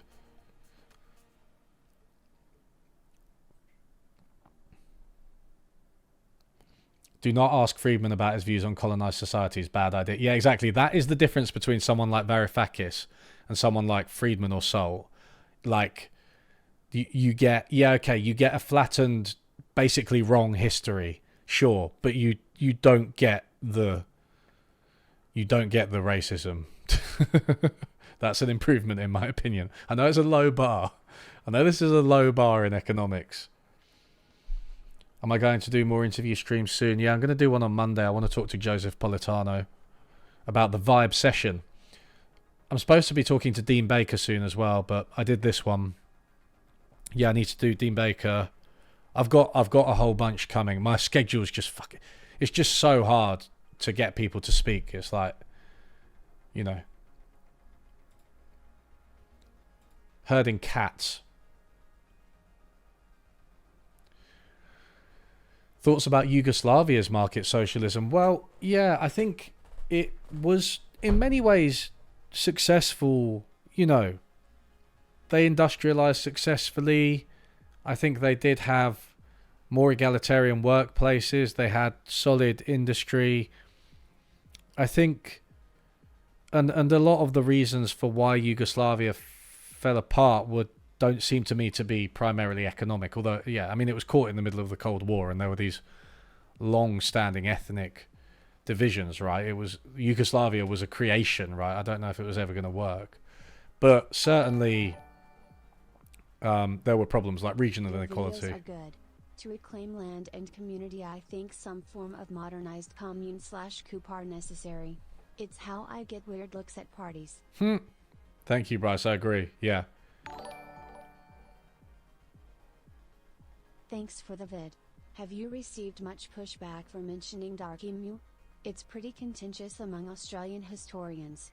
I haven't received much pushback yet. No. But thank you for the value of saying who has an economy? It seems simpler to say all societies have an economy to meet their needs and goals. We just focus on bigger ones as a field. Open to changing my mind. Yeah. I think that's a good point, Connor. Like,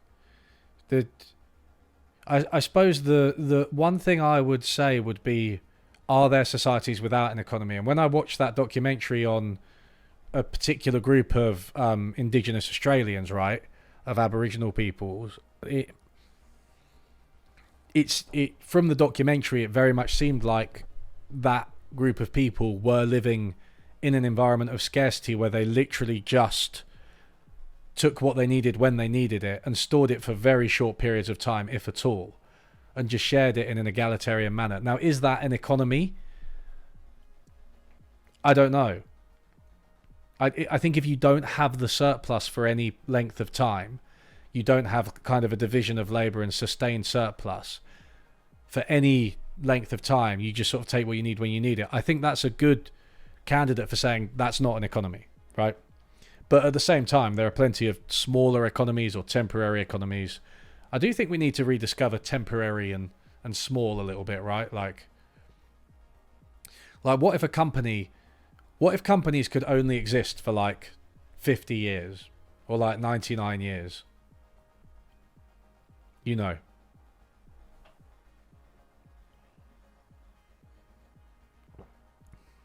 That kind of changeable economy. How do you define an economy? Well, I'd say an economy is a system for producing and distributing and exchanging goods and services, right? So I don't see the system in that Aboriginal Australian example, right? I don't see it. It's just like you're just part of nature. You're just you're literal hunters and gatherers, right? So that's why I would say they don't really have an economy.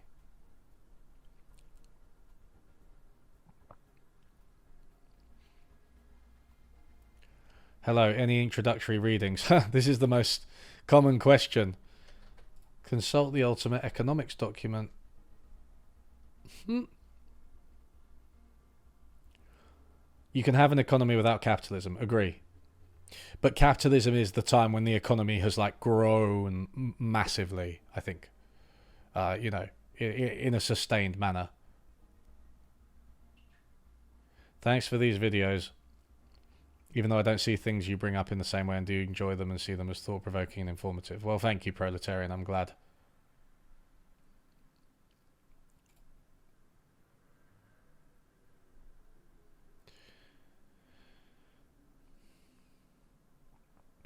When America first legalized modern corporations, they were only to exist for 20 to 30 years, from what I remember. Yeah, that was the idea, I think, right?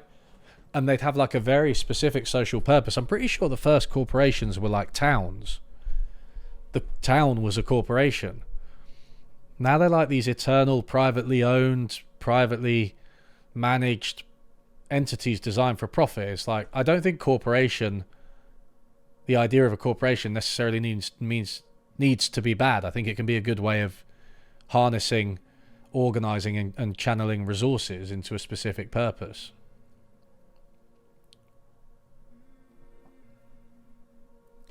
If companies are people, then give them the average lifespan of peoples in the country. Exactly. With rights come responsibilities. Hi, on learning economics. Thanks for your videos debunking optimism. New Optimism was a great watch, and I'm working my way through the Sowell video. You're welcome, Ren or Ren's channel.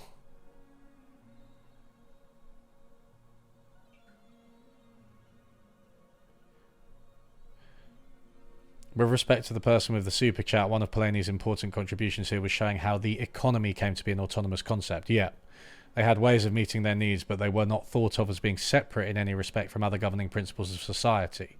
Think, for example, the island ring. Yeah, exactly. Yeah, so the capitalism is perhaps unique in that the economy's become a distinct, self-sustaining entity. It goes back to Ellen Meskin Woods, actually, because she talks about this. Whoa! She talks about this in Democracy Against Capitalism, where it's like the economy is a distinct sphere. I think it's a feature of capitalism, growing and eternal. Gift economies. I don't know that much about gift economies, but I'd like to look at them in more depth.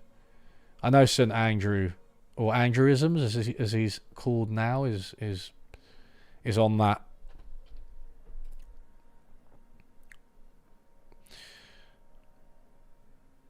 I was going to talk to Nathan Robinson at one point on this stream, because he bloody wrote about Sowell as well. I read Oxford Uni PP course content and realize that it is not just pointless, but maybe actively retardant. Ew. Okay, well, I'm glad you said ant instead of id there. Almost had a panic attack. Thank you for the donation. Careful with that word. But yeah, I mean, in terms of what you said, do you really think? I mean, I find people who've taken PPE at Oxford or Cambridge to be quite sharp. They usually are quite good at like arguing. I mean, I've been told it makes good civil servants, because it's like every week you produce a paper, an article, a report on a topic which is probably relatively new to you, and then you learn to argue like for your case by talking to your tutor. So it's good for like journalists, civil servants, and politicians, right? Which is exactly what it produces. But maybe that is the enemy of depth in knowledge. What's my favorite Radiohead album?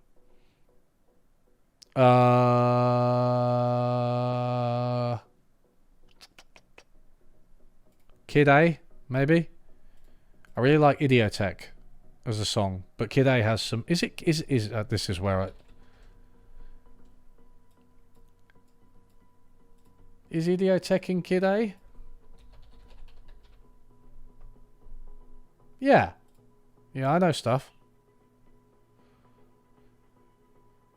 Yeah, Morning Bell. I do like that album. It's quite weird. I mean, all their music is weird, but yeah. What's the main difference between pre-capitalist markets and capitalist ones? Well, I think the extent of the market, right, and what Polanyi called the market economy. So markets in land and labor and money, right? That I think that was, as those became widespread, that's what you see. But also, I think just the general spread of markets,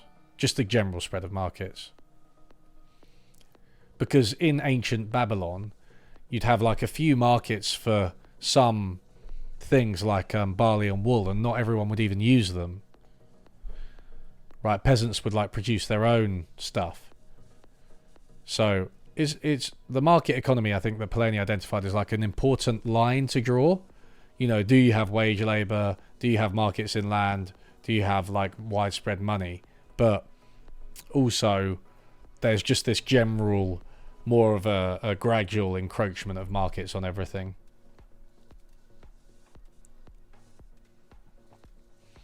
Hey, enjoy work, DM Collins, if you can. Thanks for coming. Sowell talks about how working in the government changed him from left to right. How about you, then? What was the particular event or period of experience that made you a strong skeptic of free market liberalism? Yeah, good question. Thank you for the donation as well. I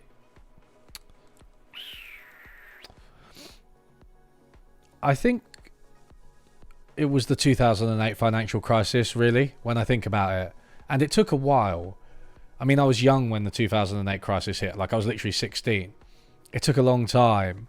And then it just like gradually, as more and more accounts of the crisis emerged, it gradually dawned on me that it was like a really fundamental challenge to the way we'd organized our economies. So there was that, and that made me sort of radicalize. And then I went onto the internet, which of course you should never do. And I found more radical stuff, and then I was like much more left wing and sort of Leninist almost, you know. But then I sort of softened on that, and I developed a more of an anarchist streak. And then I think, you know, since part of the reasons for starting my YouTube channel was because I became more interested in actual policy, right, and less on the abstract stuff and the purely historical stuff. I became more interested in policy, and I was like, oh, well, that turned me kind of more democratic socialist, right, with an anarchist squint. But I think some of the revolutionary stuff, I just the way people think about themselves, I didn't really like it. It's sort of after the revolution type stuff. We'll do this and this and this, and it's like, no, the revolution is now. So yeah, that was literally like my journey. I know that in regards to macroeconomics, there are some policies in the field that universally agreed on, like immigration good, tariffs bad, rent control bad. I think that monopolies don't have to be bad, as govs can regulate their prices and the level of investment into new tech/product offering. Thank you. Yeah. I mean, in principle, you can have a regulated monopoly. I'm not entirely against that. In practice, I mean, it depends on the country. In the USA, it's not going to happen. I don't think. I think the USA, because of its history of antitrust, is like the best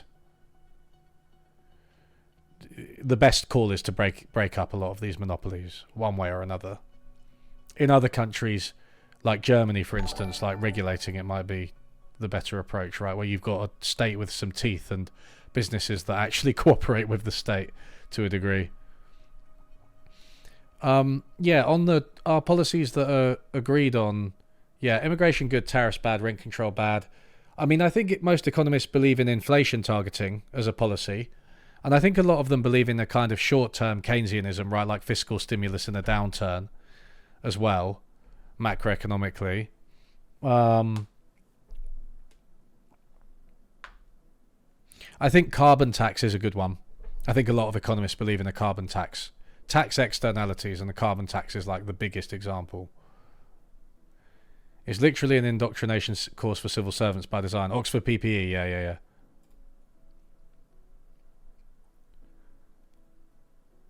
Pakistan and Nord Stream, we want answers. Yeah, I don't know what the hell is up with people. I don't understand.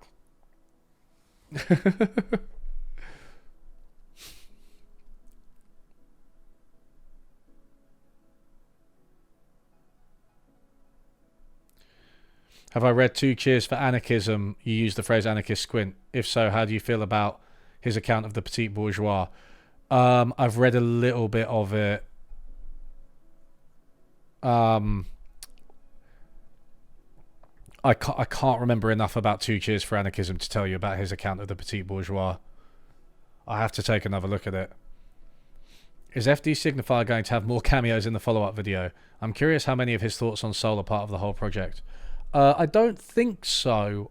It was just, I usually just have one person in one video, right? And in this one, I was like, oh, I can get Mia and Ben and FD to appear in person. But I mean, I might chat to FD at some point on stream.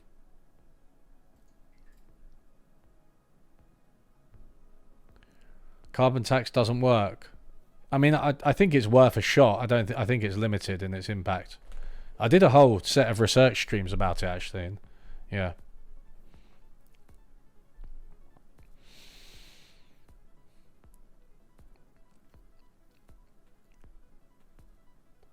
Sorry if this has been asked before, but what is your opinion on Keynesian economics? I have heard mostly from monetarists that it's obsolete.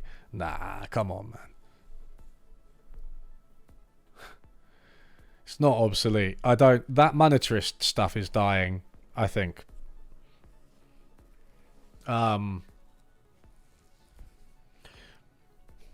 Especially with like the success of Biden's policies, which are like post-Keynesian, right? They're not even fucking just demand side stimulus. They're not just like boost the economy in the short term because people are out of work and get it going again. They're like expand the supply of the economy through government spending. Opens up a whole new set of questions that monetarists and also new Keynesians can't answer. It's post-Keynesianism, baby. Carbon tax. Yeah, yeah. Again, I did a stream on it, a whole stream. I think it's called Carbon Tax Stream on my second channel or whatever.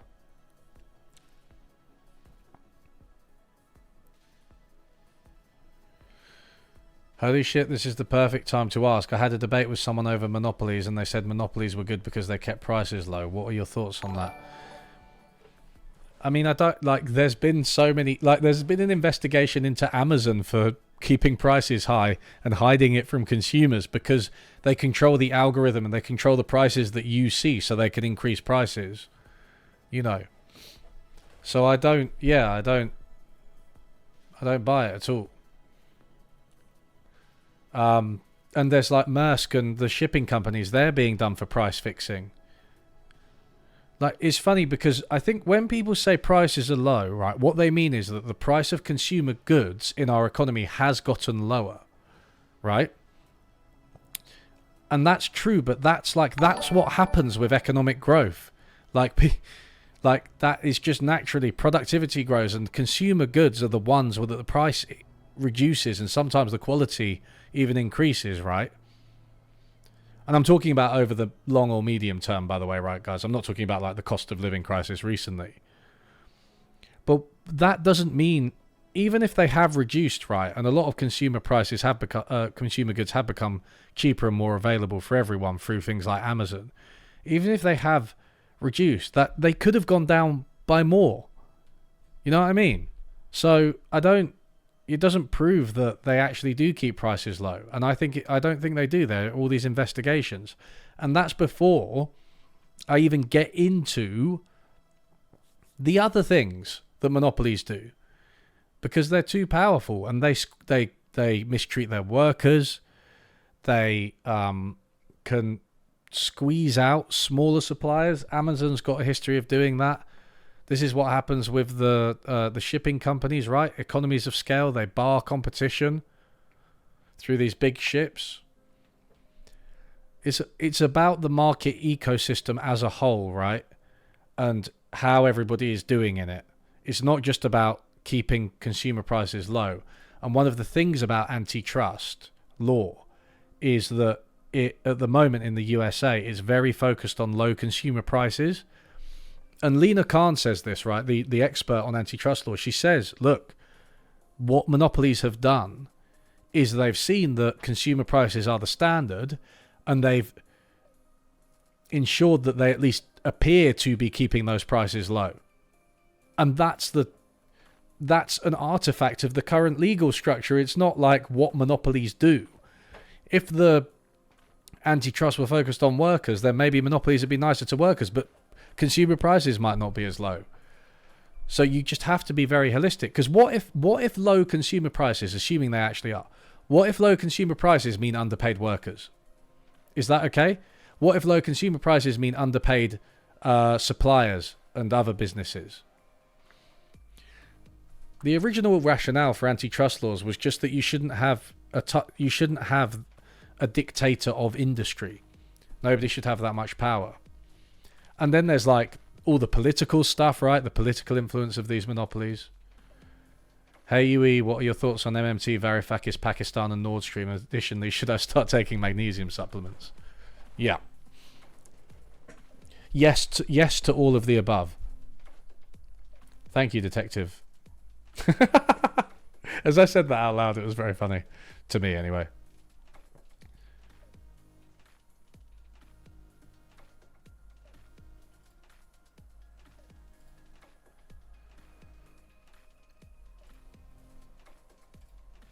I feel like I've got to get some...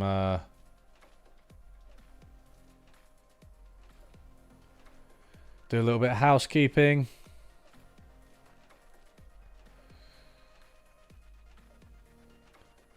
You mentioned in the Sowell video that centralized managed economies were morally wrong. Could you elaborate on the morality? Yeah, good question. Basically, I think that even if central planning worked in the sense of producing some outcome, like economic growth, I do think people have the right to organize themselves and their own economy, locally, their own... One second. We've got a super chat. Peter Singer's Famine, Affluence and Morality? Short essay on why we're morally obligated to donate all our excess cash. Thoughts? Yeah, I think Singer's right about that, in general. Not that I actually do it, Have you heard and he of doesn't. Simon the Show? I recommend to listen to him on Planet Critical to get an idea of economic/resource limits. I haven't heard of him. I'll let me add him. Simon Michaud. Yeah, on Peter Singer, I think he's kind of right. I think he underestimates the social element of consumption, perhaps, and that's it. It's kind of weird because he is pragmatic, right? Because he doesn't donate all of his money, and he doesn't say that everyone actually should. Because I think he accepts that living in a society, we do live in a society after all. He accepts that it is basically impossible for you to just like subsist on a pittance, and actually function, have a job, have a social life, have a home. You need to do those things. You need to spend a lot of money, and that money in principle could be given to the poorest, right? But yeah, I mean, I have, I guess, deeper views on this. I'm not sure act consequentialism is the best way of organising society. I was trying to answer somebody about morality of central planning, but yeah, it's just an anti-dictatorship argument, right? I don't think that some central office should decide exactly what I produce and how. It's the same reason I'm against corporate planning in the form it currently is, right? It's anti-democratic.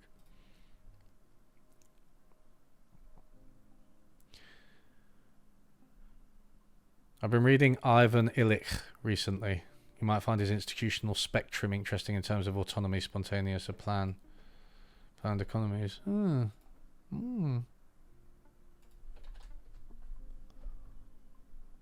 institutional spectrum. That does look interesting. Thank you, Stuart.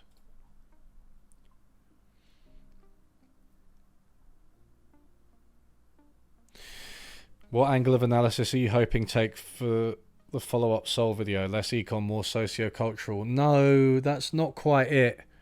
I want to talk about the American dream. So I think the theme's going to be the American dream, maybe. And it's like, I want to talk about labor because I didn't really talk about labor, right? And I think that's important. So that might take up like half of the video because you've got like minimum wages, social mobility, and the American dream, unions, and welfare as well. I might touch on that a bit less, and immigration.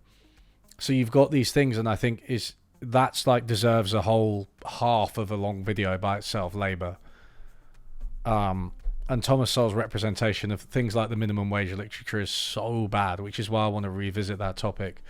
But then there's his view of the government. So what I want to go into basically is this: his view of how markets work and his view of how governments work, and how he thinks that markets work well and governments work badly.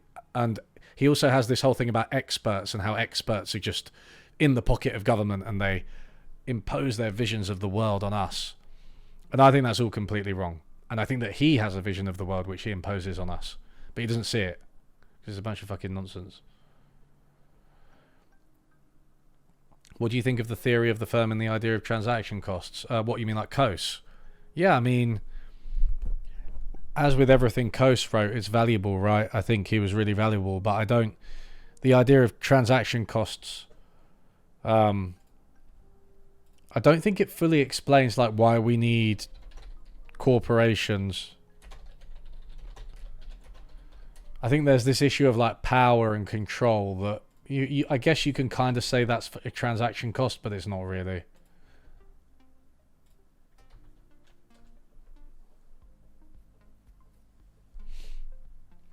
I hear Soul pseudo-intellectuals get the loudest when the American Civil War comes up. Interesting. Yeah, that's again, it's a minefield.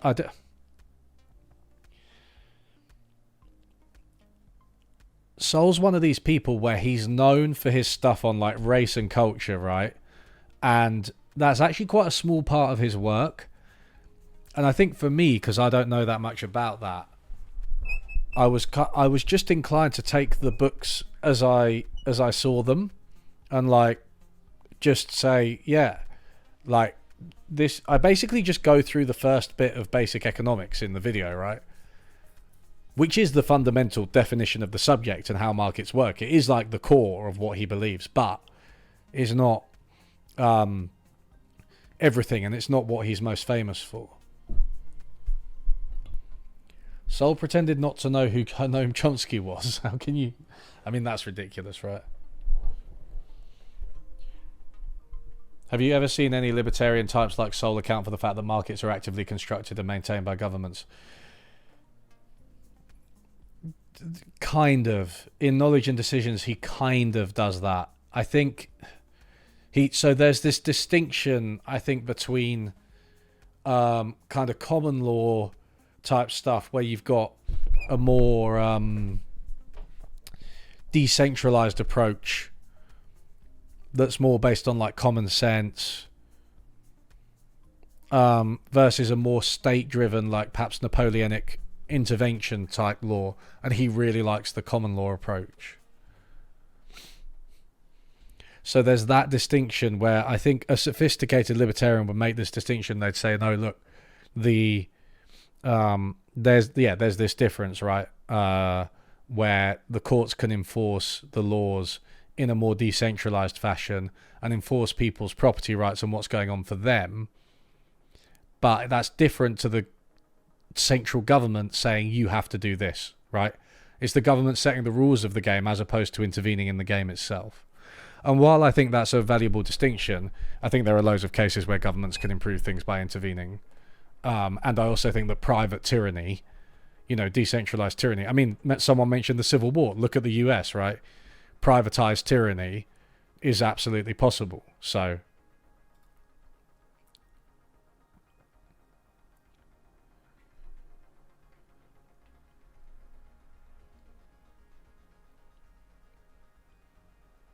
thank you, Satyasya. I hope I've pronounce your name right. Monopsonies and monopolies are the greatest threat to family farmers, but we protest carbon taxes instead of corporate profit. Will the petite bourgeois learn when the workers are defeated? We're next. Yeah, that's a really interesting point, Prairie. Thank you for the donation. Yeah, I think it's a good example of like false consciousness. I mean, I don't like to condescend to people who are protesting and putting forward their view, because I think usually they know something you don't, and they have an experience of, you know, the carbon tax in France, for instance, really regressive and badly designed. I don't think it was a good idea, right? But because monopolies and monopolies aren't political, right? The economy is outside of politics in a way that carbon taxes are not. You know, the private economy isn't politicized, whereas the public economy is. You end up with this issue where that's what gets protested, you know. What do I think about Knowledge and Society? Is that a Hayek book? Is that the Hayek book? Knowledge and Society, or is it a Sowell book? I can't see on easily on. I've not read it anyway. I've discussed rent control before. What's my opinion on non-market and socialized housing? Yeah, I mean, that's my first port of call, right? You want more low-cost housing, then build it. And France is really good at this. The Nordics are really good at this.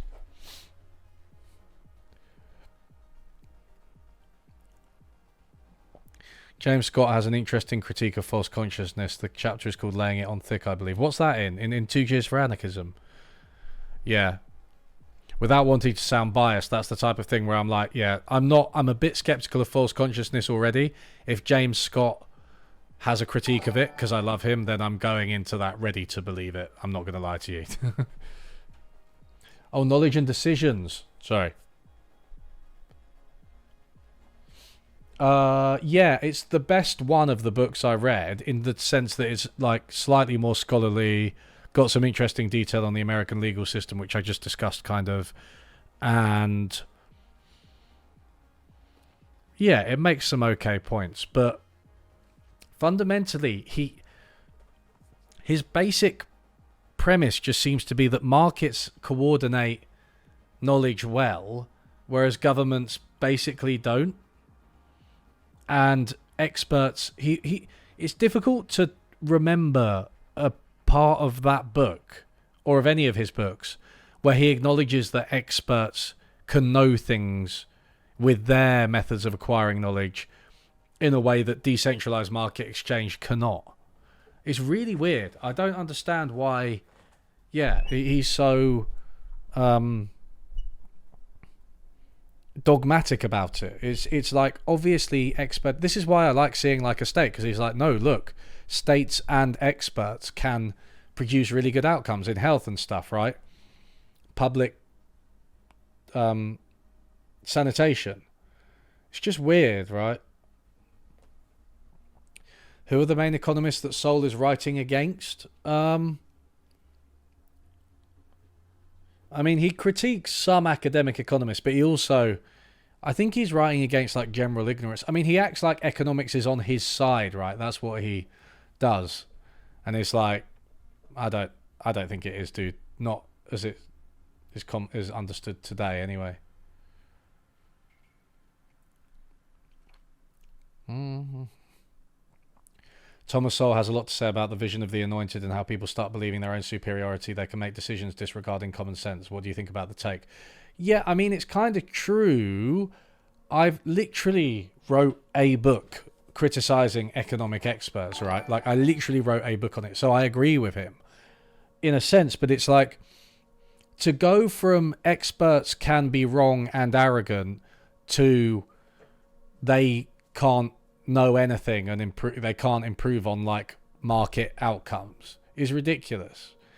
And furthermore, he doesn't the weird thing about anti-intellectuals, right? Because I think it's anti-intellectual what he does, is that they themselves are intellectuals. And so he has as much of a vision as anyone else. He just doesn't see it. And that's what I want to get at in the second part. It's this market-centric vision.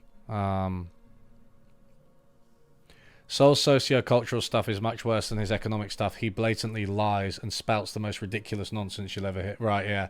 Yeah, I mean, that's my impression, yeah. Does Sowell ever acknowledge the market for lemons, anything about information asymmetry? I don't think so, no. I don't think so. Any reliance on common sense should be a red flag. Yeah, I mean, I kind of agree with that. It's like, common sense is like, it's one of those terms that's been ruined, right? Even though I do like using my common sense to interpret and structure what I know about the world, that doesn't mean that you shouldn't be willing to abandon it. Because obviously common sense is different for everyone. It's just conservative common sense what he's putting forward.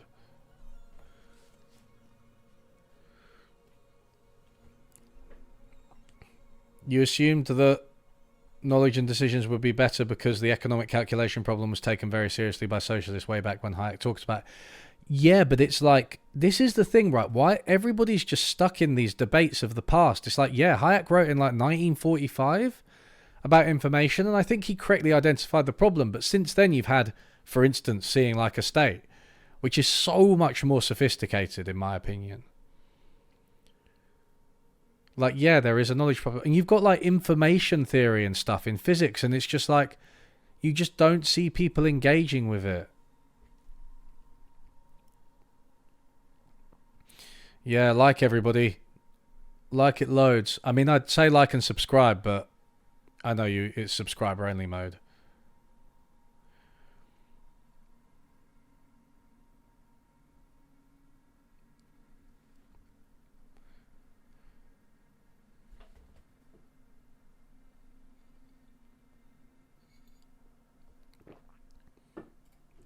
Has Nathan emailed me back? Oh, God. He's fucking useless.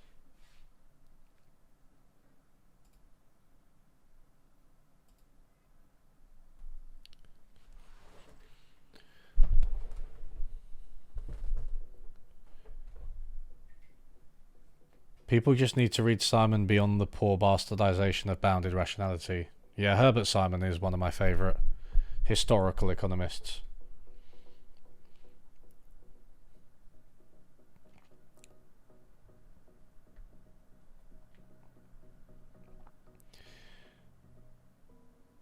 Why do you oppose command economies and the labour theory of values and other core ideas of socialism? Your anti-socialist tendencies are so clear in your long videos that now I think you're a psyop.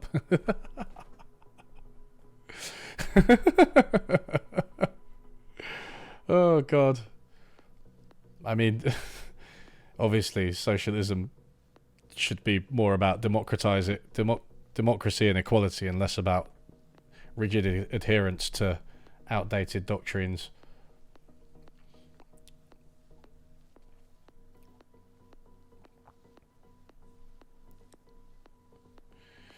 Yeah, I think this idea of common sense that everyone's talking about is like super important, right? Because I think it might be a theme in the second video, because he just says things that don't make any sense. You know what I mean? Like, and I don't know.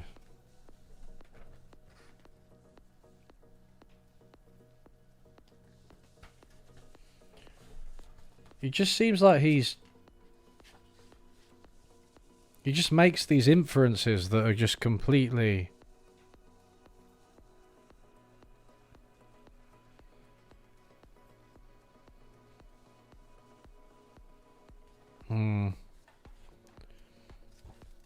Unfortunately, I wasn't able to index my notes on Basic Economics, the physical version, properly.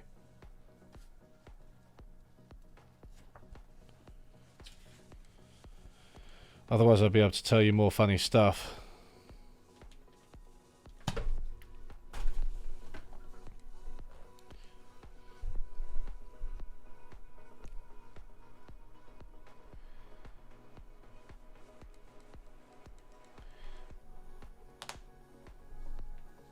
I think for me the most disappointing thing about Sowell is that he seems to strawman Marxism despite being relatively level-headed in regard to what Marx says in his earlier Say's Law stuff. I think there's definitely a...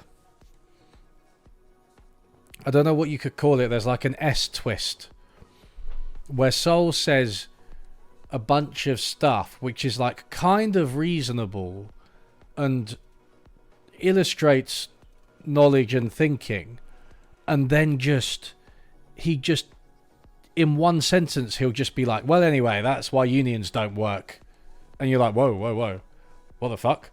Like, it's really weird. And I think, yeah, clearly he does it with Marxism, because he makes a number of statements that make it very clear how in-depth he's read Marxism. At one point he has a go at John Maynard Keynes for commenting on Marxism without reading it, you know. Is there a video you would make if you didn't have to think about the YouTube algorithm or making a living? I think one thing I might do if that were the case would be I might have shorter explainer videos. Just like different schools of economics explained or something like that. I just think it might fuck the algorithm. I don't know though, it's difficult to say. Right now my time is all taken up regardless. It's easy to fantasize about like what you would do. But yeah.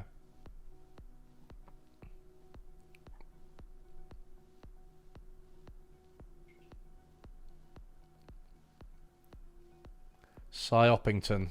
I am a psyop. A psyop. It's so funny. The internet's funny. Wouldn't that be good for the algorithm? Well, I think your viewers are used to a certain type of content. The algorithm promotes longer videos. An explainer video might be 10 to 15 minutes. Yeah, it's not something I would do right now, even if I had the opportunity to. But it's something that I'll think about. I mean, the place that would be good for that type of thing is Nebula, right?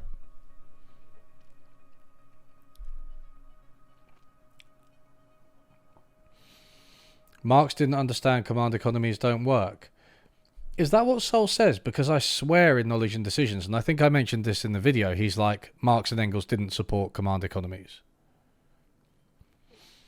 Unlearning Economics Explained, just take every video E releases and show why they're wrong. Yeah, it's so it's so like what it would be so easy to do that, right? It's so tempting because it would get a lot of views as well.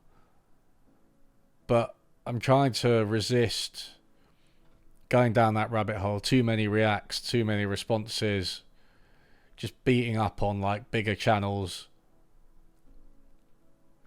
Thank you for the video on Sowell. I now have facts to bring up the next time my mum brings up him. Bless be you, economic Jesse Pinkman. You're welcome. Unexplaining economics. Yeah, that's not bad. What's your take on Graeber's books on bullshit jobs and debt? Yeah, I mean, I've read both of those.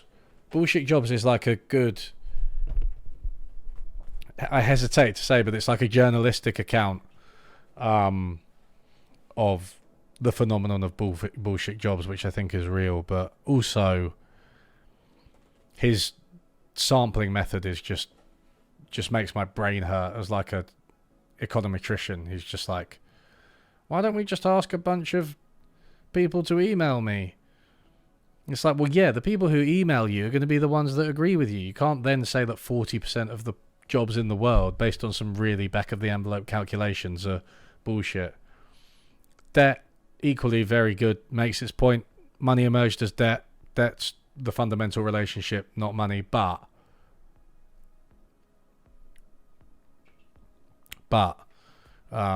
kind of falls apart as it approaches contemporary times. I remember at one point, I think Graeber claims that if the Bank of England paid back a certain debt, then all the money in the UK economy would disappear. I was just like, well, no. There are loads of debts. Loads of people have money in various types. Have I read books or watched videos from David Harvey? Videos and articles. I don't think I've read any of his entire books. I'd like to chat to him about the Labour theory of value. Thank you, Clara. That's very nice. Modern Marxist economic literature. So there's... I mean, I like Andrew Kleiman. Nobody else seems to like him. Andrew Kleiman and... Fuck, I'm so bad with names. There's that Marxist book on recasting Marxist economics in modern statistical terms. So they think about things like the transformation problem probabilistically. I can't remember the authors, but I thought that was interesting. I mean, I'm mostly engaged with like the more statistical side of Marxist economics because that's where my skills lie. Bertel Ullman's quite good on the more the social side of things, right? Alienation and stuff. And then of course there's Anwar Sheikh, who's like not exactly a Marxist, but you know.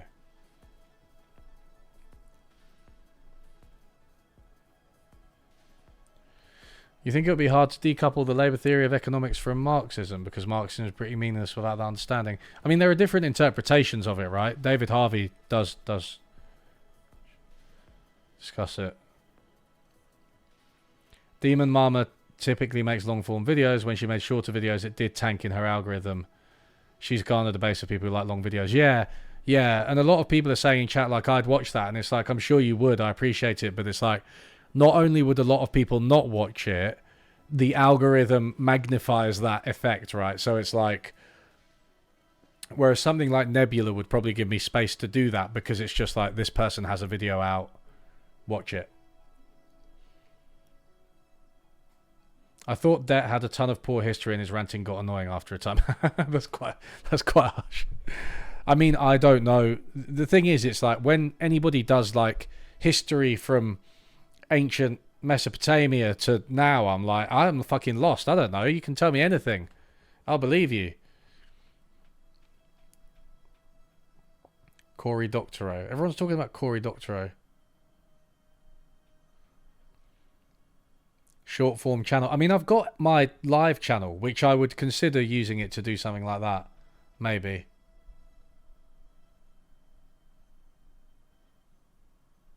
What is Politics did an interesting critique of Graeber's works that should be watched. Huh?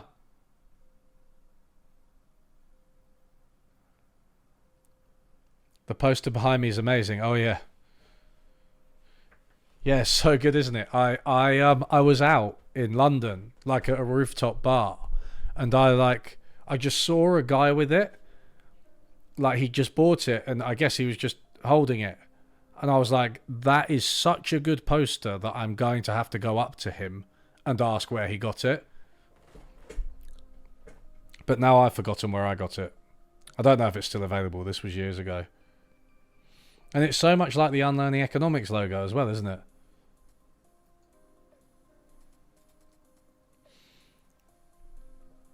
Bye, I Amma. Thanks for joining. What are your thoughts on Michael Albert and participatory economics? Not a lot, because I haven't really... it's one of those things where I've just been like, I'm not looking at this yet. But I'll probably do some research streams and put it in videos and shit at some point.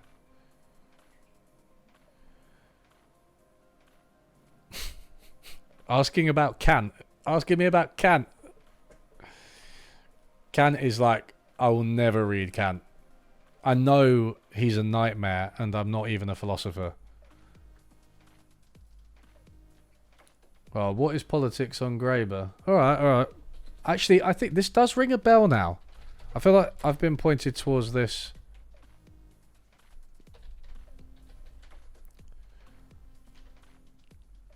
Dawn of Everything critique.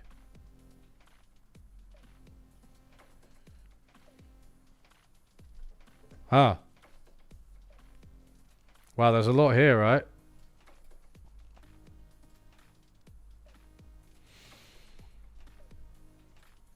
Should I subscribe to What is Politics?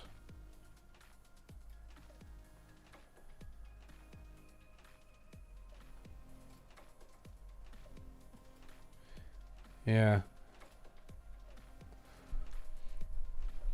Secondary sources on Kant are better than actually going into his books. Yeah, that is a case for a lot of these guys. I'm sorry. Like, have you ever tried to read The Wealth of Nations? Like, pfft.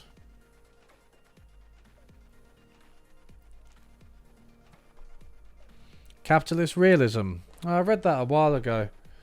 Yeah, I mean, it's a great term, right, that Mark Fisher coined. It's only a short book, but he talks about, like, mental health and the environment as being two things that capitalism can't really deal with. And I tend to agree. I think they're like, it's a good idea. It's a good thing to highlight.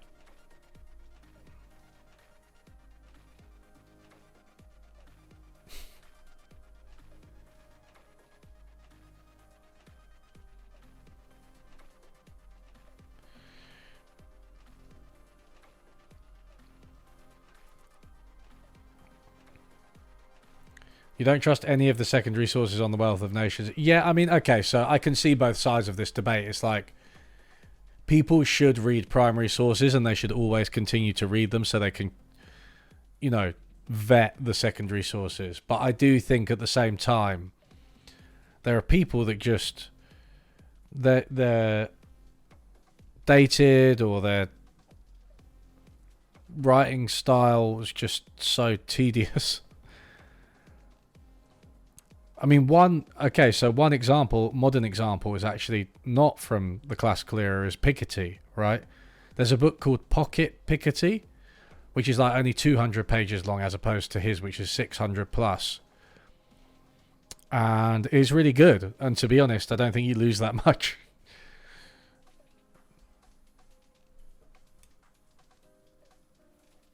Yeah, I mean, The Wealth of Nations, yeah, you've got like free market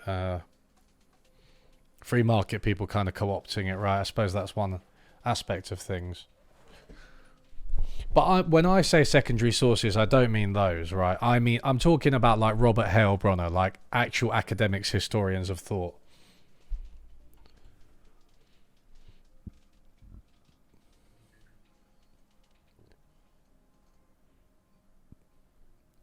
Yeah, secondary literature written by a specialist, not like the really crude stuff, the political stuff with an agenda, with an axe to grind. Would I do an economic critique of Charles Murray's theories? Oh, maybe. Is that all about like the welfare state and the whatever class?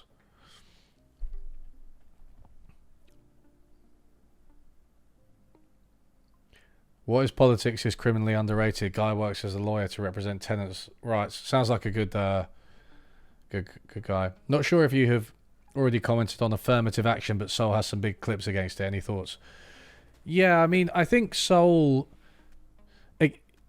like I've said a few times, it's one of those things where if I didn't know who Sowell was going into reading his books, I wouldn't think that he was like the guy who talks about race, affirmative action, discrimination, you know what I mean, and slavery and segregation and culture and all these things that he goes into. So the parts of applied economics and basic economics on discrimination, although they're there, they're not like the main point of it. But he just doesn't seem to engage with much of the stuff out there that is just really conclusively proves that discrimination is taking place. And I should imagine that this informs his opinion on affirmative action, because it's literally, there's this whole argument, isn't there, where they're just like, well, you only got in because you're black. And it's like, no, there is so much evidence that black people are more likely to be discriminated against, and affirmative action corrects for that. Now, affirmative action is, we live in an imperfect world, right? And affirmative action is an imperfect tool. And I'm sure you can point to like an example where, you know, somebody wasn't necessarily the best person for the job, or some white person was treated unfairly because of it. Like, of course, like that'll happen. But I think they're few and far between, and it's so difficult to prove like who was the best person for a job. Our whole perceptions of like competency and stuff. Like, what does it mean to be competent? It's a subjective judgment, and it's so biased by things like race and gender that to say that affirmative action definitively elevates people who shouldn't be elevated and makes things worse for everyone else in the process is a really strong statement that you need some very good evidence for.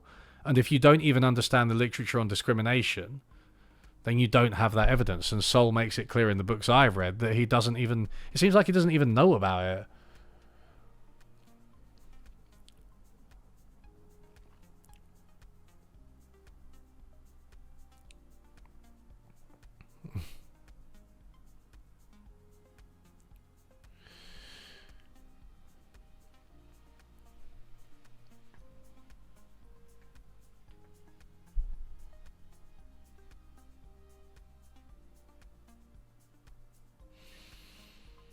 Do I think it's possible to sidestep pro-capitalist indoctrination by reframing anti-capitalist economics as critiques on unregulated competition in general?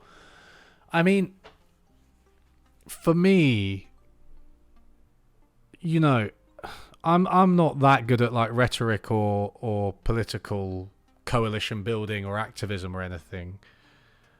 But one of the things that I find in critiquing capitalism is like, probably just don't use the word capitalism, let alone the word socialism. And I think leftists love to do that because they love to be like the 20th century or 19th century agitator, because leftists are often very historically oriented. So I think they've got that kind of wave of history behind them, and they really like thinkers like Marx, so they like to use the terminology. But if you literally, so if you just say JP Morgan, bunch of absolute rich fuckers, why do they control the entire financial system, or what, you know what I mean? Oh, like they rip people off, they bought everything, blah blah. Most people will agree with you. Like, it's not hard. You just need to name specific businesses. You might enjoy the challenge of 1,000 plateaus. Deleuze/Guattari. Okay, thank you for the donation. I have absolutely no idea what that is. People in chat explain to me. But yeah, if you literally just point to like Sam Bankman-Fried, another good example. Wow, what an asshole, right? Who defrauded people. And if you're outside America, bring America into it. God, America. If you're in Europe, especially, God, America. Why don't they have healthcare? Why don't they have their education system's terrible. They've got no wealth. They've got no safety net. It's like, massively unregulated. It's dog eat dog. God, the American dream. What a load of crap that is. Like, most Europeans will just agree with you. So you don't need to start making these critiques of capitalism. For me, it's just like, point to specific places, words that people know, things that people know, things that people feel.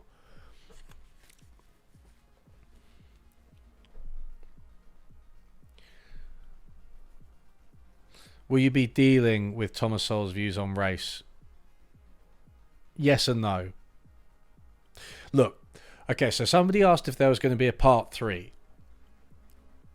What I might want to do is have a part 3 on race and culture as part of another video, which I'm planning already about race. Because I want to talk about race and statistics and the inference of genetic inferiority, cultural inferiority from the fact that, for example, African Americans have disproportionately high,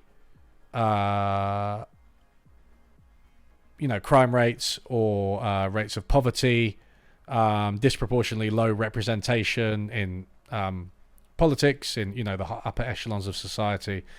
The interpretation of that as indication of some kind of cultural or genetic inferiority. I want to talk about that because I think I can lay it out in a really clear manner. just like while teaching people about statistics in a very statistical way. And I think that's where Thomas Sowell Part 3 might come in as part of that video. And I will touch on it because I'll touch on discrimination and immigration and stuff in the next one, but not specifically, because I just wanted to critique Thomas Sowell's economics, right? That's what I want to do. And so that's what I'm doing. And that's discrimination and race are a part of it, but they're not all of it. Was I always a socialist? What do you mean by always? No, I don't think I would have called myself a socialist until like 2011, when I was like 21 or something. I'll hate 1,000 plateaus, extremely syncretic post-structuralist French theory. Your time and talents are better spent elsewhere, thank you. Yeah, I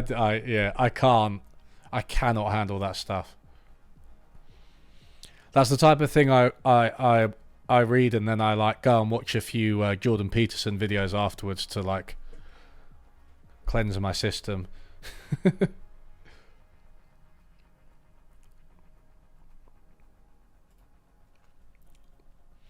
I don't think part 2 will be out until like July.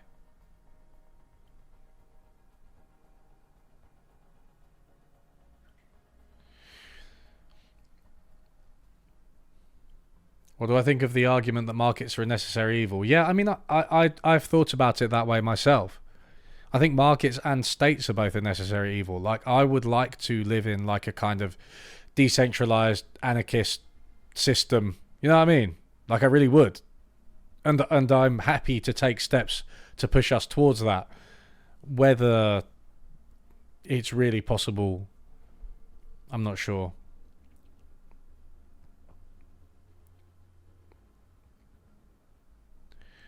Cameos planned for the race video? No, I don't know. I mean, cameo, it felt like it was just a one-off for this video, right? I still have people read out the quotes. I do a lot of different people reading out the quotes, for sure. Have I ever watched Dr. Fatima? Yes, I have, and I need to watch her latest video about colonialism and astrophysics, right? I really like her. Yeah, so Murray will be relevant for that race video, I think. Holy moly, this has been a long stream. How long even has it been? Wait, where's the fucking time? Oh, 2 hours 36. I don't know, my gaming streams are like fucking 5 hours long, so I can do this all night. What was the title of the book paper that talks about the place of markets in an anarchist society? I'm not sure. Did I recommend that? I don't know.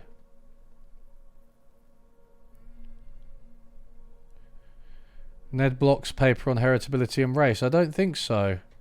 I mean, I know some of the heritability arguments, but how heritability misreads about race. Was this like 95? Ah, thanks. That looks interesting. Yeah, that looks worthwhile. I think I'm probably familiar with some of those arguments, though, because I know about all the problems with heritability. Get Measurehead or Kim Kisiraj to read a quote. Yeah, that would be so good.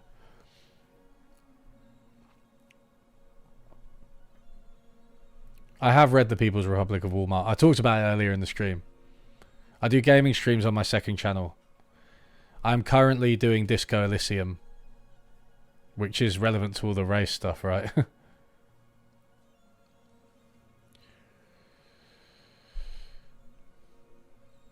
How much taller are you than Gary's economics? Is he really only 5'5"?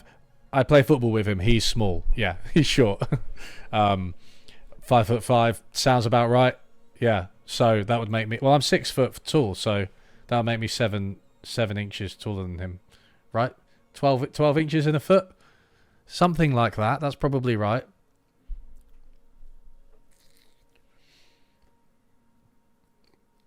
Would you consider doing a video and explaining books like Capital in the 21st Century? Books like that are difficult to get through if you're not from the right background. I mean, I don't know. Like, I want to do a video on capital, but I don't really do videos that are that niche, right? I do like a whole topic. My ContraPoints response video does talk about capital in the 21st century, although one reason my videos have gotten longer is because I just realized that like I wasn't explaining myself in full enough, and that video was I do remember it being a turning point where I was like, I didn't explain it in full. I recall you getting annoyed at Thought Slime for their Slime World video. Slime World. Sorry, I just think it's cute. Rejecting markets. I thought you mentioned that they should look into works by someone, but I can't recall now. Is it... Wait, what? Why am I blanking on this? I think I know what you're talking about as well. Is it John Romer? There's John Romer, Market Socialism. I mean, that's kind of weird, that stuff. It's not anarchism, it's market socialism, right? So the Ultimate Economics document does have this. Where the fuck is it?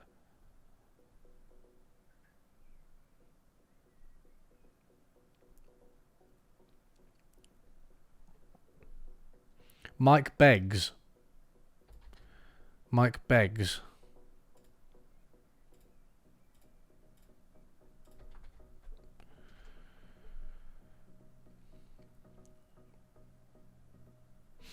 Why do I think the market socialist system of Yugoslavia failed? I think Yugoslavia failed because of ethnic tensions and being in the middle of the Cold War. I think it had problems for a lot of reasons. Just sending you mad respect for all you do, man. Thank you very much, Ricochet. Friends channel, thank you for joining. In Thought Slime's defense, in that video they clearly admit they have no idea if what they want is real world plausible. Yeah, I just remember it being very silly. Like, I don't know.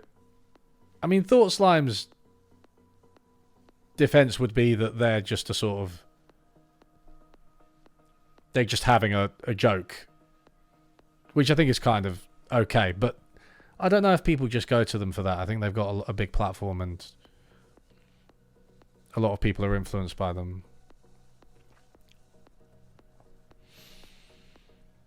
Do I really think prices are signals? Post-Keynesians like Fred Lee would challenge this and say prices are based on demand and supply, but markup and strategic goals of businesses.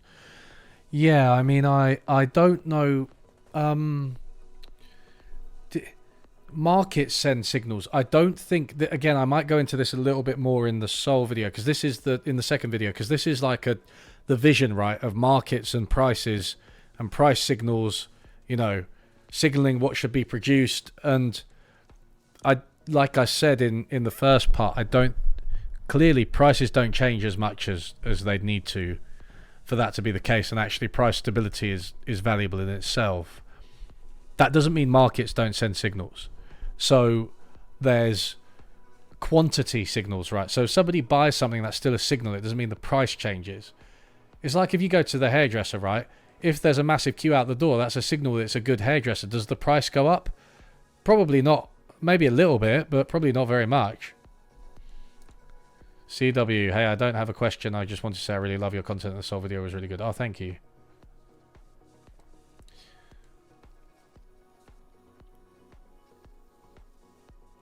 Some questionable results from affirmative action in the US. Is that true? But is this like just this kind of anti-woke stuff where they're like, look what happened, blah, blah, blah. And it's like one anecdote that's misreported from like one university.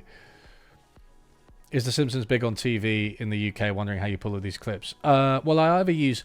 there's a lot of Simpsons clips that I want on YouTube. Or I can just clip them from Disney Plus, because it's all available on Disney Plus, right? I think I see elements of this in your Piketty video, especially bringing up J.W. Mason, but is your view on capital similar to Veblen and that of the modern Caspi crowd? Yeah, I think it is similar. The capitalist power, yeah. It's like capital is the control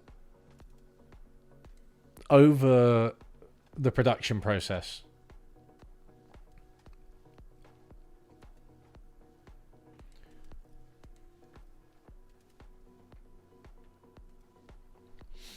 How do you end an organisation as big as the 99-year business? Seems difficult to prevent the pieces from reconstituting.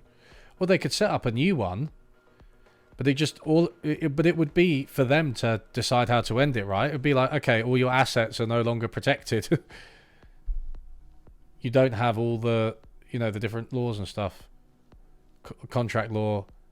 You have to end it after 99 years, and they can figure out how to do that themselves. Would I agree that Austrian economics is actually anti-empirical? Yeah, I mean, it is, right? There are different wings of Austrian economics, but you've got like praxeology, which is by definition anti-empirical. It's like this idea that we can a priori reason our way to eternal truths about the economy. It's anti-empirical. I'm never quite sure what Austrians mean, because they do like empirical evidence that confirms what they think, but Futurama clips would be awesome. It's funny you say that, because I am currently watching Futurama from start to finish, and I might start including them, but I'd have to do it in a clever way. There's definitely a narrative there that for why I'd start to include Futurama clips. You've got to think about the extended universe, not just the individual videos. The UEU. Transcripts of your videos. Oh yeah. Yeah, that's something that I'd like to do. It's interesting. Fuck. I don't want to do it myself. I'm not going to lie to you. I wonder how much it costs. What's my main source of revenues? Ads, patrons. Is this a sustainable model to live on for creatives? I think. Yeah. It's probably roughly equal between. So there's three, right?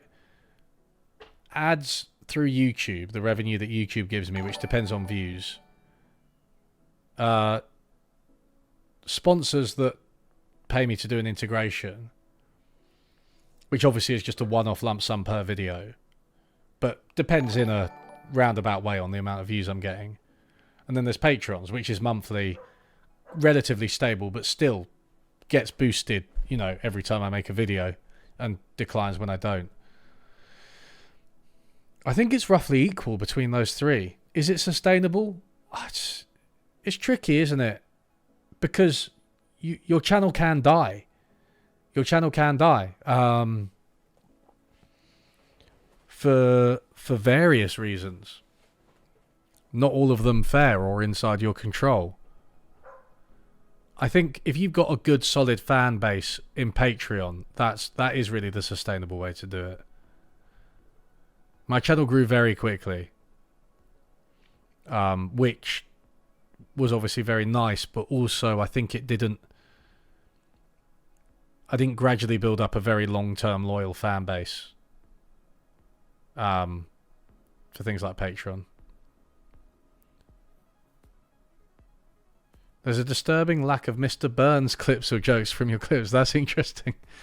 That's a very specific point. Huh. Maybe.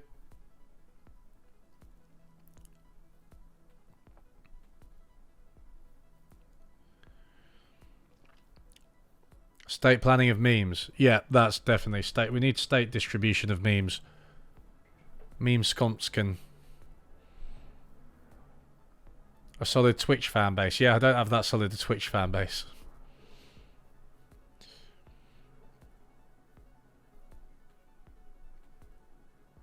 I don't think Yugoslavia's system was fine overall. There were huge regional inequalities, and yeah, there was. I think they did. Yeah, they had that rush that was very in Eastern Europe. During the Cold War, that rush to industrialize.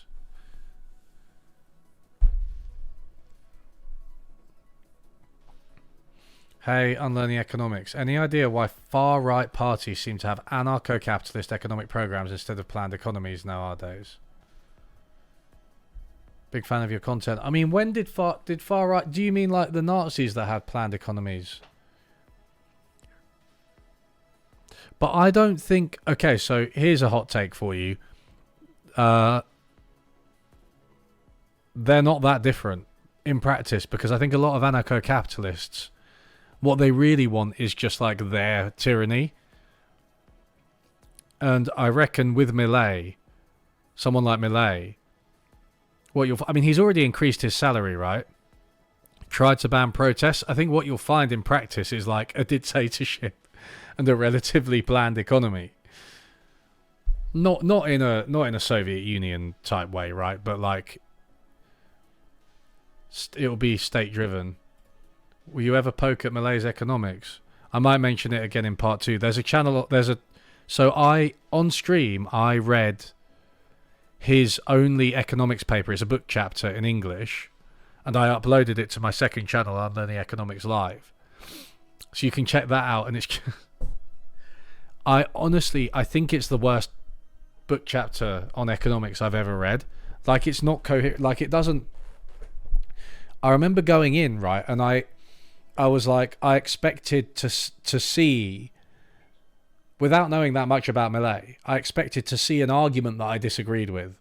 That was what I was expecting. That is not what I got. It makes Sowell look good. Like, it doesn't make any sense, man. It's so bad. It is almost illegible at places. It's like it's been written by a bad version of ChatGPT.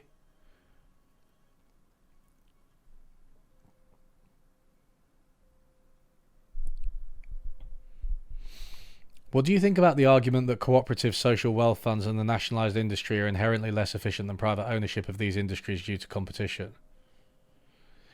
Well, no, I mean, those are lots of different things, right? So you can have cooperatives under competition is market socialism, which is part of the reason I'm a market socialist. Social wealth funds, I think that's about redistributing the revenue generated by a market economy. I don't think that contradicts competition either, especially if the government's just a passive stakeholder in the businesses that it gets the wealth from, right? And the nationalised industry, I'm less keen on nationalisation of like everyday industry. But you have to remember that competition isn't the only way to make things work, right? I'm going to talk about this in part 2, but sectors of the economy run by the state, they have people working in them for different reasons than people work in the private sector, and one of those is like the public interest. And this public interest idea, will people work? Will they try to improve the service? At least for certain things, like especially like schools and hospitals, it's been illustrated that this is a real driver, right? People have public interest. They have this political. We're political animals, right? And I think public services can harness that in a way that competition can't, towards different ends as well. But yeah, I mean, the short answer is that's why I'm a market socialist. But I don't think it applies universally that competition is just good. Also, competition can be bad, for real, right? I don't think the issue in the 2008 global financial crisis was just a lack of competition, even though there are big banks. Actually, the banks were competing with each other, and one bit of competition was like the ratings agencies, right? The ratings agencies competed with each other, and they competed to give the banks higher ratings for the toxic assets that they were selling. So that's like a really good example of bad competition, right?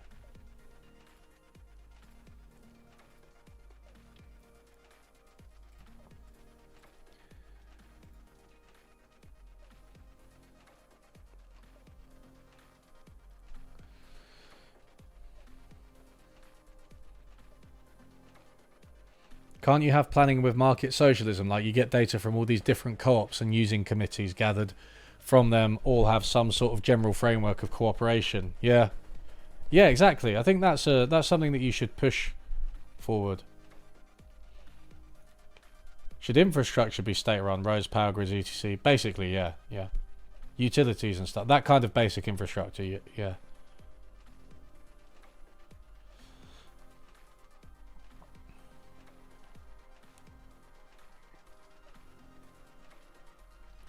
If I were rich, how much tax would I be willing to pay? Well, there's a difference between what I'd be willing to pay and what I should pay, right?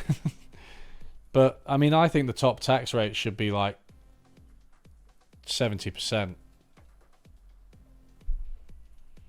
And then you've got like other taxes like wealth taxes or land taxes. Hayek himself said he was supportive of authoritarian systems as opposed to totalitarian ones because the former respected markets. So Pinochet's Chile versus Soviet Union. Yeah, that's authoritarian versus totalitarian. It's a good way of putting it, right?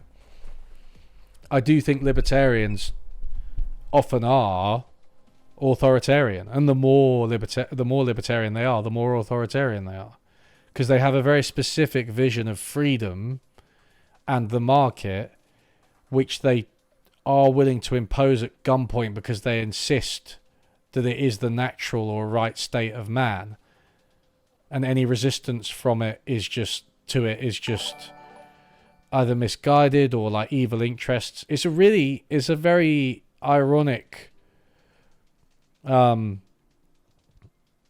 it's very ironic, right? It's a paradox in a way, because they have such a misunderstanding of what freedom actually is and how markets actually work.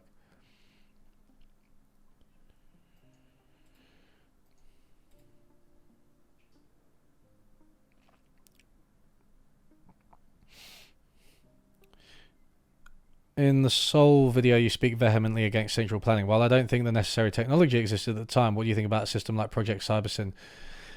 Yeah, I mean, I've read a bit about Project Cybersyn. I don't think it was as much central planning as people think it was. It was like a kind of coordination mechanism.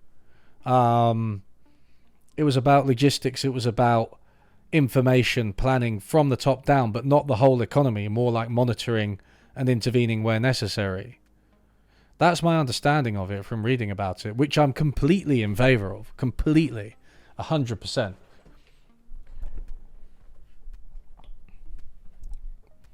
My Malcolm X views. Oh, God. I don't know.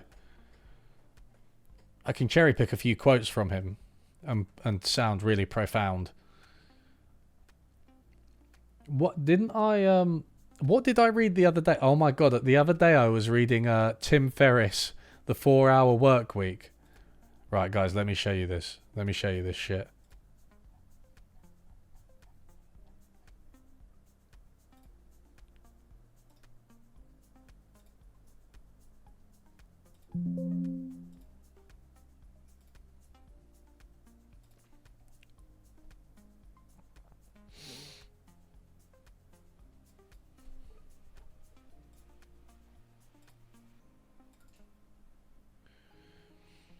Tim Ferriss, The 4-Hour Work Week, 2007 book on what it says on the tin, getting a 4-hour work week.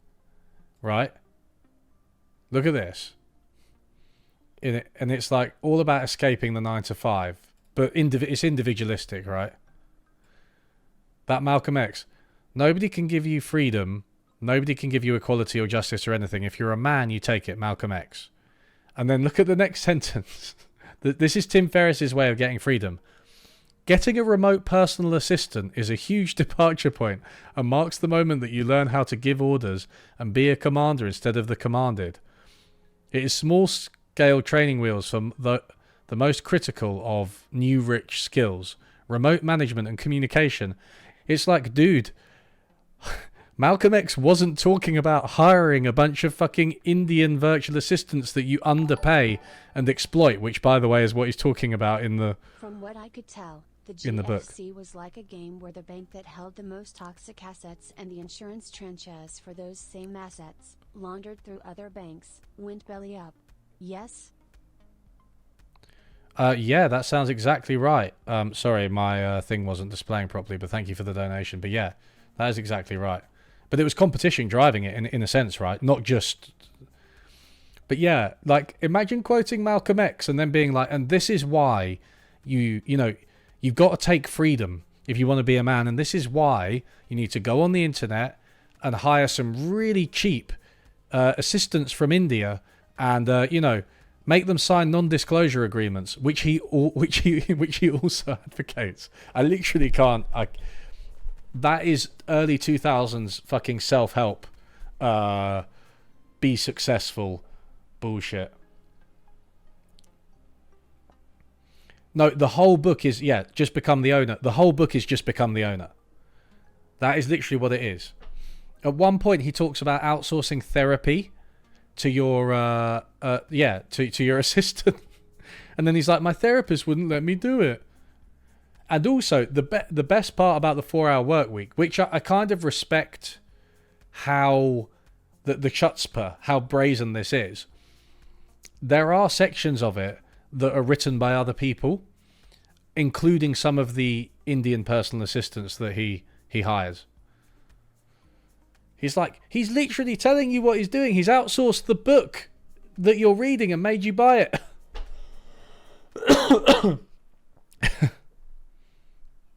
Yeah, the podcast If Books Could Kill, that was my introduction. But If Books Could Kill, my perception of them, it's my favorite podcast. I think they're really sharp. I think their moral compass is correct. It's such an enjoyable podcast. I think they're right in the books that they address and how they address them. But when I went to read the 4-hour work week, I was prepared to think, well, they've probably been a little bit unfair to him. They've probably been a bit unfair, right? Surely it's not that bad, right? Maybe there are some good parts. It's no, they were too nice to him, man. They were too nice.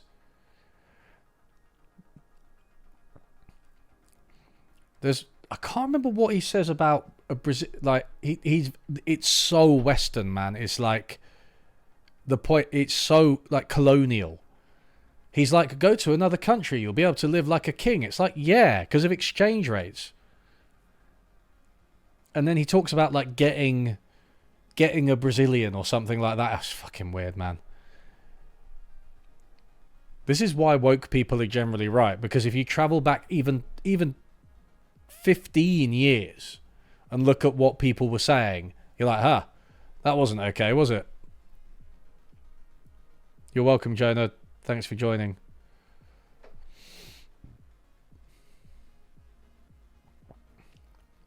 Yeah, Ferris. I mean, he still does a podcast. I think. He still has his podcast. Is it just the Tim Ferriss podcast? Tyler Cowen was on it. He thinks life is a badly run GTA San Andreas server. Yeah, exactly. It literally, I can't, the utter invisibility of his workforce, who happen to be primarily non-Western, non-white. Many of them women as well, it seems from the actual book. I believe that he believes that he is creating that lifestyle, the 4-hour work week, the 4-hour with high pay himself. I believe that he believed that he was creating that himself by hiring personal assistants. That's how invisible those people were to him.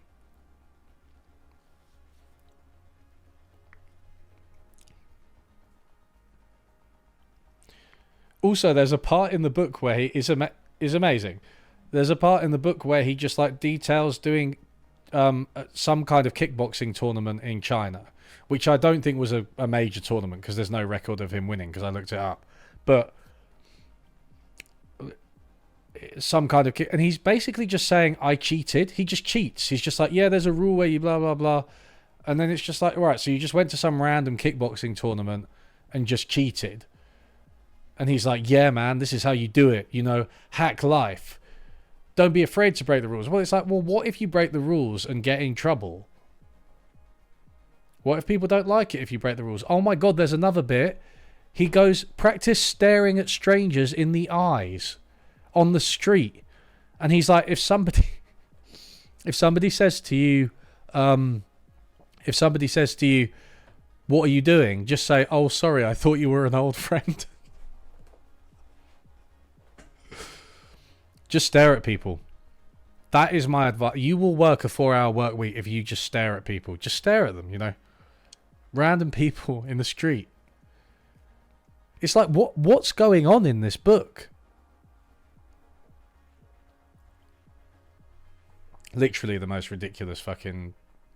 I think it's actually the worst book. Oh yeah, Tom Nicholas did a video about that was partially about Tim Ferriss, right? But Tom Nicholas was also too nice to him, because Tom was like, I don't think he's sexist or racist or whatever. And then I remember Tom highlighting one quote that was something about being, if you're a woman and you're over 50, then you're past it or whatever, which is bad. But there's so many worse comments throughout about like, just like little stuff about like Indians. It's like, yeah, my Indian assistant gave me some tips. Do some yoga. Cool. Sounds really Indian. Whoa. How exotic. It's just like, you are a fucking racist.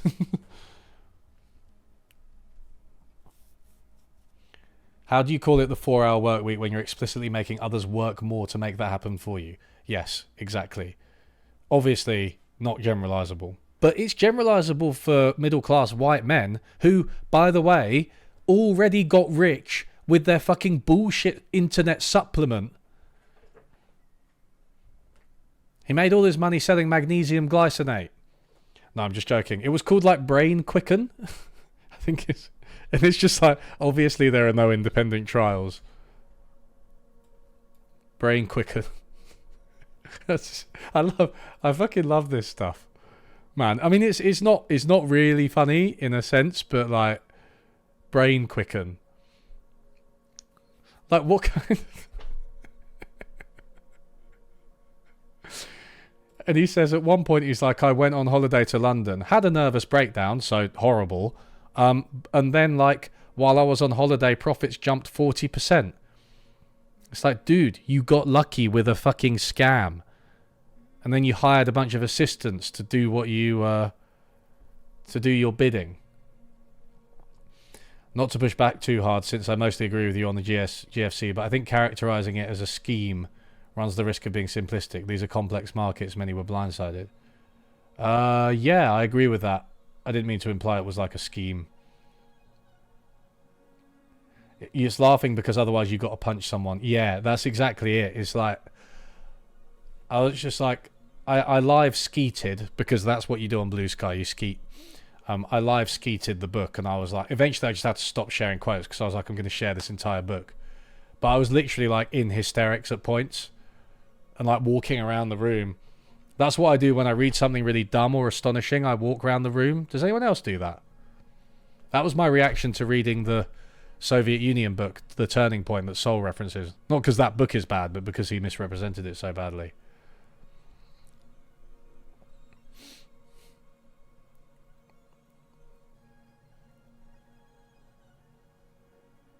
Sounds like a RuneScape item. So bad. Oh, God. Between me, Gary Economics, and Economics ETC, I think I get all my economic information from bald English men. Yep. Studying economics makes your hair fall out.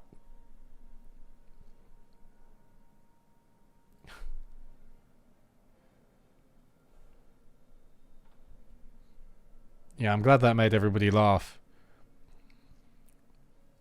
It is kind of nice knowing that I have like people like you that I can share that kind of thing with, because like a lot of my friends don't get it, and they kind of like, I mean, I think if they looked at it again, they might get it a bit, but like with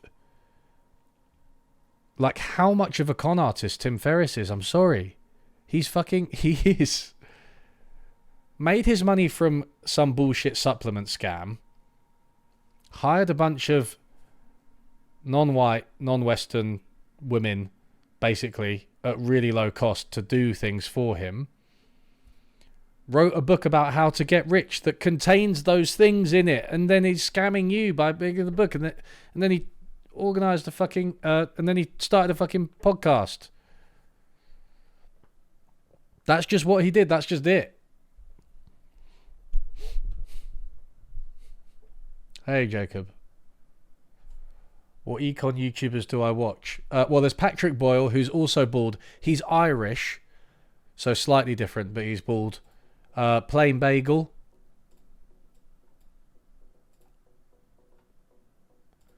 Patrick Boyle, Plain Bagel.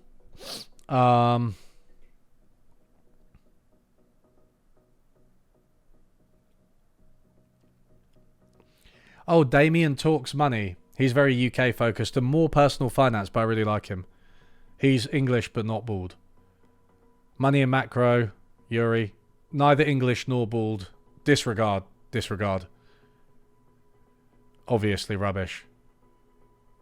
Econo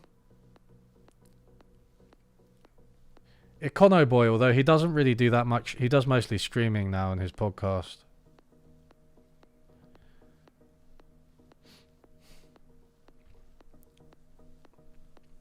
Econo Clips.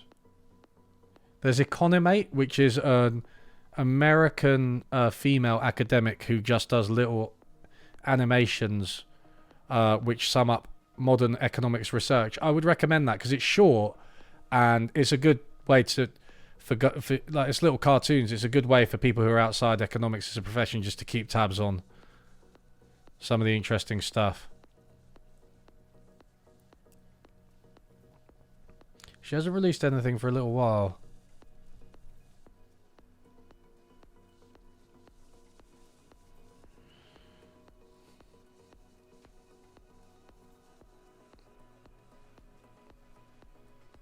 Fuck me, I follow so many fucking channels, Jesus. Mate, where's this, Did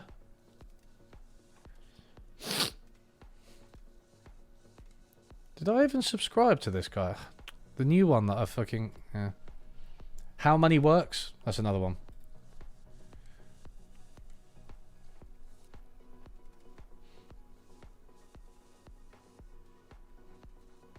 Who Moved My Cheese? I've never heard of that one. Is the Turning Point good? Does it have good information about the Soviet economy, or does it have biases because the guys left the SU? Yeah, I liked it. I wouldn't. It's kind of dated. Obviously, they're like Russian nationalists. Nice ones, but it is dated. I wouldn't. I mean, I'd go for Robert Allen. I mean, that's mostly on Stalinism, but Robert Allen's quite good on Stalinism.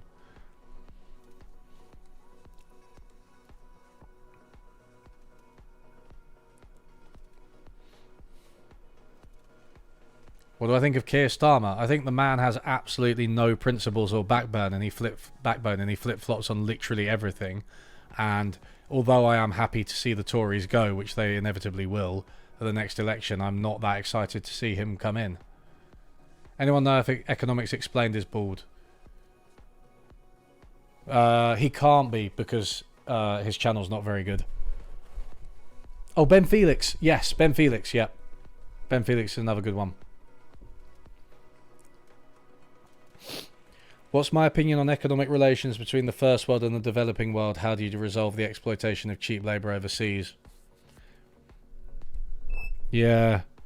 I mean, it's such a tricky question, isn't it? I think, for me, the first thing to do would be to take the international economic architecture, the IMF, the World Bank, the World Trade Organization, and just make it much more egalitarian and democratic between countries, right? So right now, like, the US has veto power at the IMF. Basically, it can strike down any vote.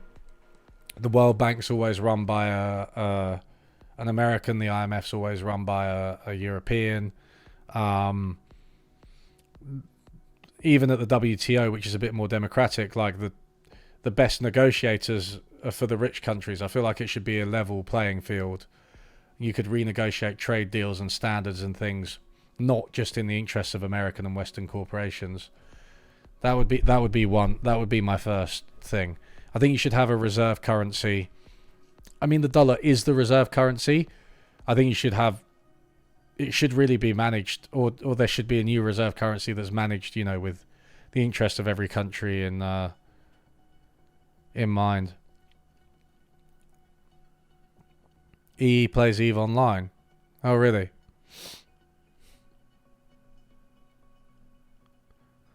Ben Felix goes kind of bold sometimes. Yeah, he's kind of bold, yeah. In the Sowell video, we addressed a lot of the biases that he carried into his work. I'd be interested to know how you address your own when coming to economic conclusions and suggestions. I mean,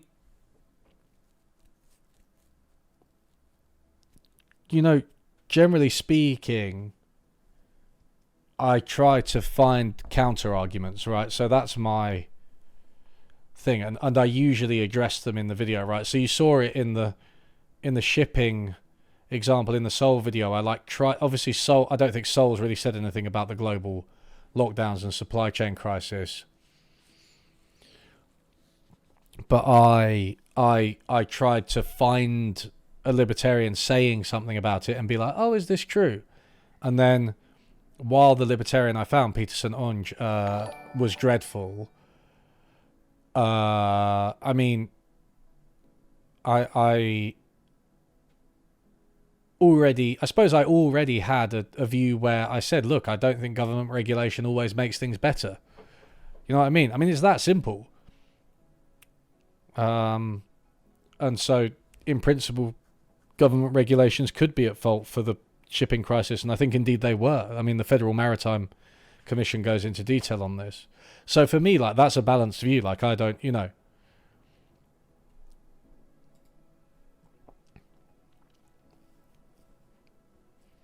Oh yeah, open borders is a great policy. Frantically subbing to all the econ YouTubers. I think my favourite, without wanting to pick sides too much, is Patrick, because he has a very good sense of humour.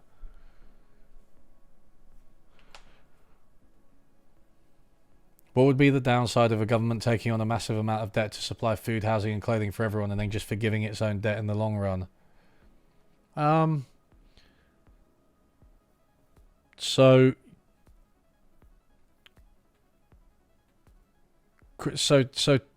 two things, right? One is credibility. They wouldn't be able to do it again. Nobody would buy their bonds, right? If you issue bonds and then you're like, no, we're not paying them back. I mean, there's probably all sorts of legal issues, but let's just say you can do it. Yeah, like, you're instantly, the next time you try to issue bonds, you're not going to be able to. So that's a really bad thing to do. I think the other issue is, like, you're actually withdrawing potentially quite a lot of money from circulation by reducing bond payments. Government bonds tend to, like, underpin the financial system. I think you create a lot of instability. The simpler way of doing what you're talking about is maybe monetizing the debt, right? It's like seigniorage. Just central banks buy government debt and use it for some kind of investment or needs or whatever.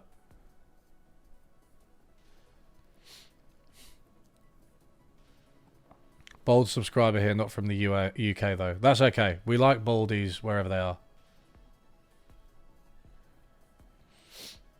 Sounds like a good way to crash current housing markets. Yeah, I think it would crash a lot of things. I think people have this misperception of government debt where it's like, they think of it as like your personal debt. And it's like, I've got a credit card. Oh, if I could just forgive that, that'd be good. It's like, yeah, but you are not the government.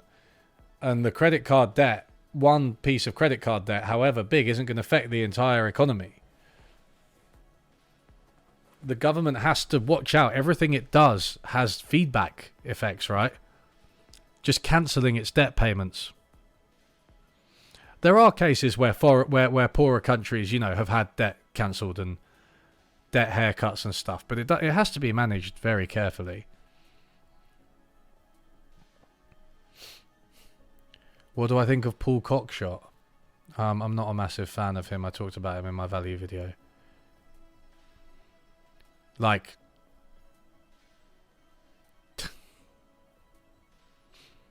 you can't correlate things. You can't just do like a correlation at an aggregate level and be like, the Labour theory of value is correct. No, dude. There are techniques called like multiple regression that economists have been using since forever. Put some other stuff in the statistical analysis.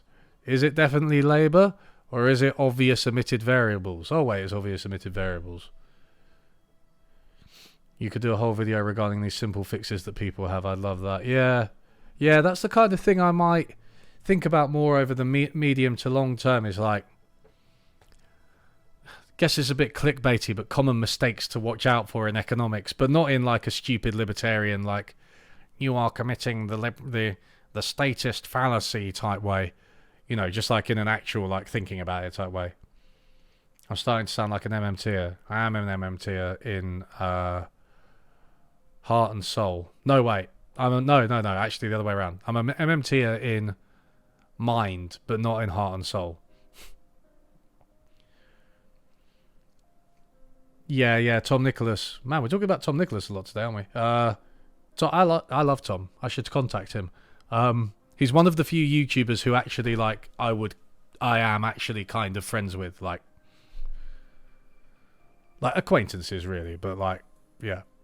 I think people who aren't content creators have a tendency to imagine, like, that we're all friends, and with most of them I just don't know at all. Like, I don't know FD or Mia. But yeah, anyway, I need to finish that Tom Nicholas video. What kind of soup do you think best represents the UK economy? That's such a good question. I think it's leek and potato. Which is that it's, like, kind of crap, but also comforting. Hi, Bad Mouse. How are you doing? Am I secretly planning a 3-hour video analysing The Simpsons? Oh my god, mate. You guys have fucking got my number. Honestly, I like, have, like, this recurring fantasy where I, like, when I, like, finish my YouTube channel, because I think I probably will at some point. Not soon. But maybe after fucking, I don't know, 10 years or something, or when YouTube dies or whatever, I'll just release a video on The Simpsons. Like, just a comprehensive video, like when the best Simpsons episode, when the decline was, talking about the movie, the modern Simpsons.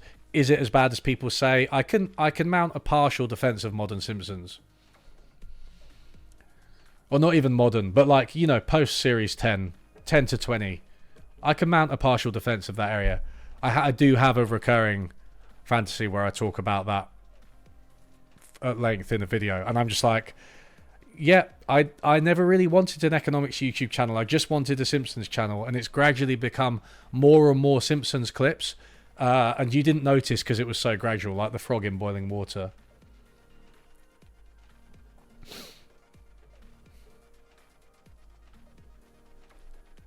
Onion soup. Well, French onion soup is amazing. And that is not the UK economy. So while I love it, it's not the UK economy.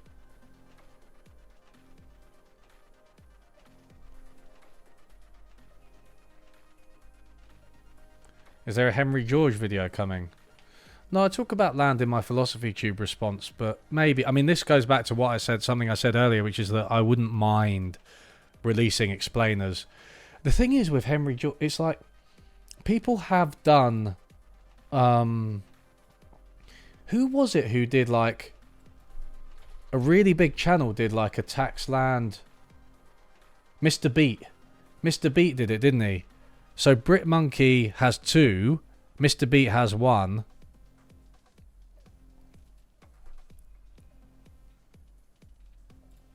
Like, yeah, I don't know. It feels slightly saturated, but maybe it isn't. I mean, obviously by the way, I do have a Patreon only video on land taxes and Georgism, so, but maybe one of these days I'll just release it to the unwashed masses.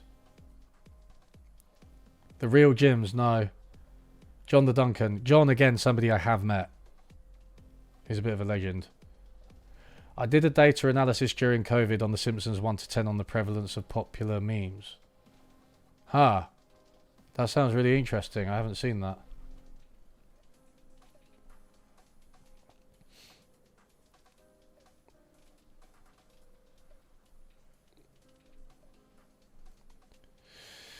Yeah, smash the like.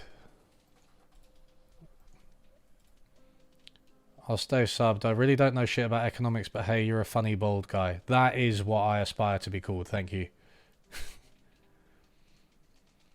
No. See, Gary, I actually do know. I know him. I know him, like, fairly well. I play football with him. How do I feel about the rise of Euroscepticism and the possible decline of the EU? Yeah, bad. I think the EU is a bit of a triumph, to be honest with you, in terms of,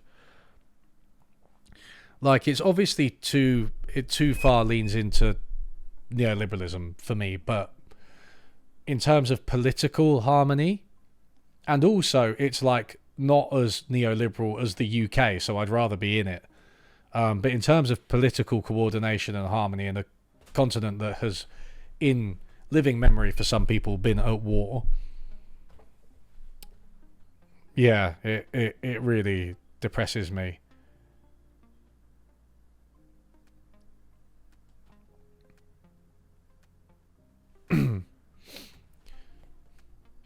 It's one of those insoluble problems, isn't it? I'm like, I don't know how better to manage it. I don't know what to do to keep the idea of Europe, more popular. Do I know when part 2 of the Sowell video comes out? July?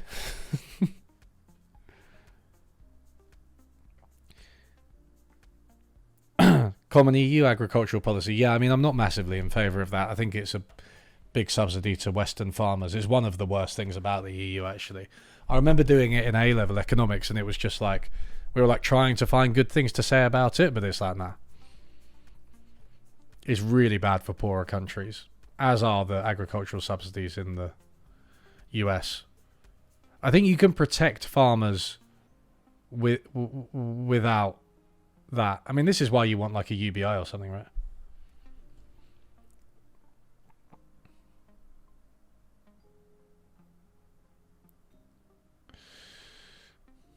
Please let's review European history if peeps want to understand why EU. Yeah, exactly. Exactly. Like,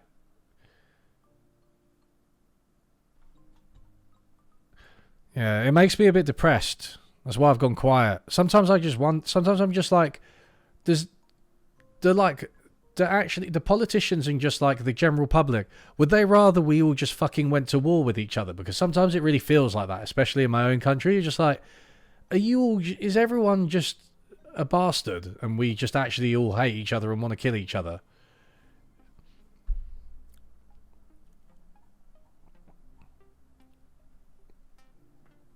Do I want open borders with Iran? Not like unconditionally and immediately, but eventually maybe.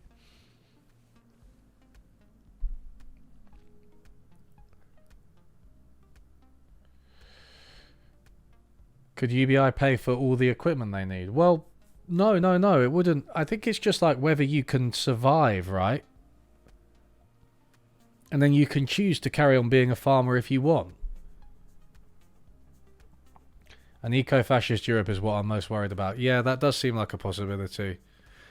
I think the common agricultural policy and the migration policy are the two biggest failings of the EU. The migration policy, by which I mean migration from outside the EU to inside the EU, which has been way too restrictive.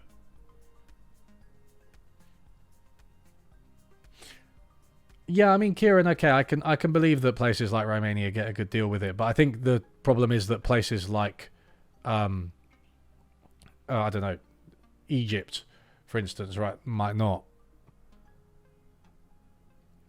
I think food distribution is like it. I think the reality of economies of scale and like capitalist intensive agriculture is that there are relatively few places and companies are required to produce food for the whole world, and we need to think about how to distribute that as a globe, right?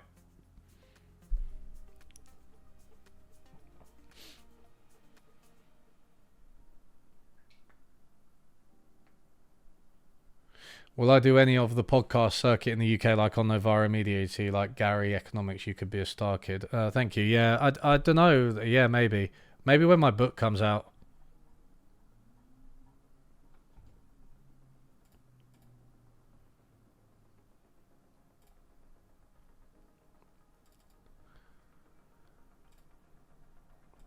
Look at this, eh? 1 second. Look at this, eh? What do you think about that? Huh? It's almost finished.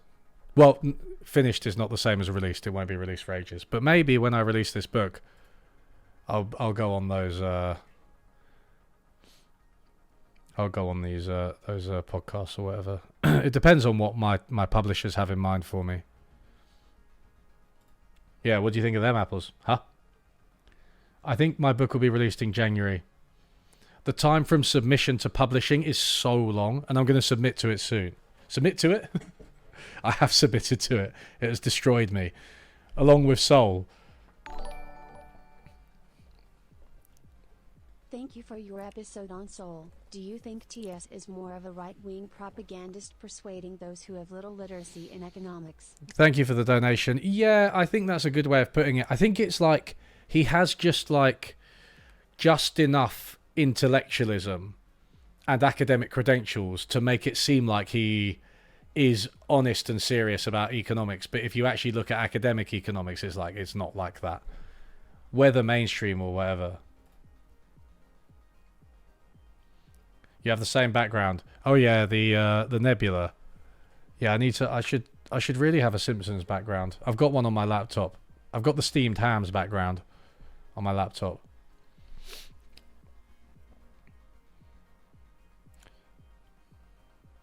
Thoughts on the DOJ's antitrust lawsuit against Apple? Is this a one about apps and platforms? I've not been updated on it in the past few weeks.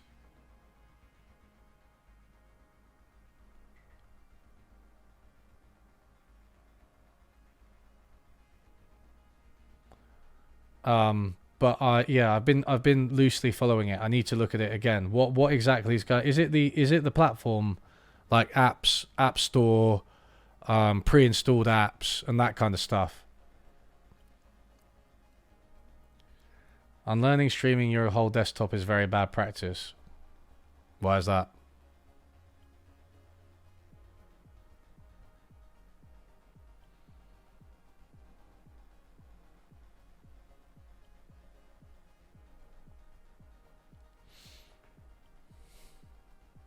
Will your book be accessible for a layman? Hopefully. iPhone market dominance. Yeah, I don't know.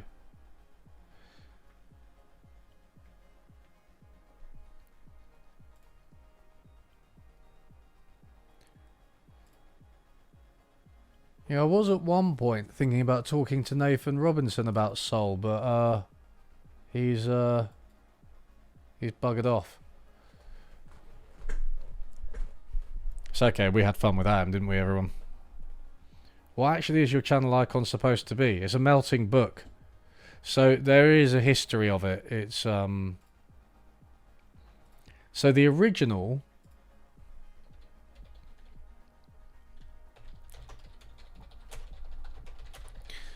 I stole from The Economist of all places.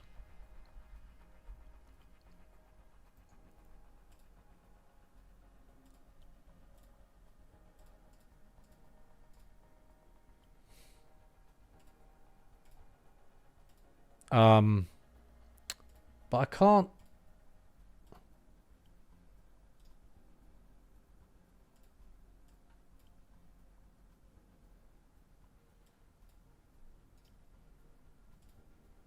Whoa, hey.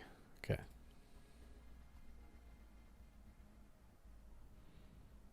There was this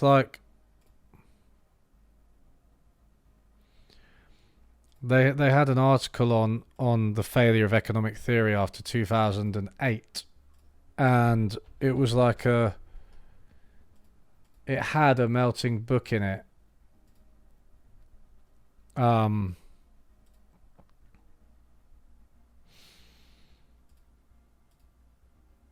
me just get it for you.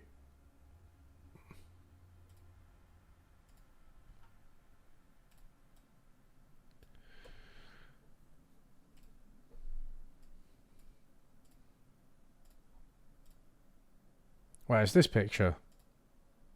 Where are we? Is this picture? This was the original one that I used for my Twitter account and my blog.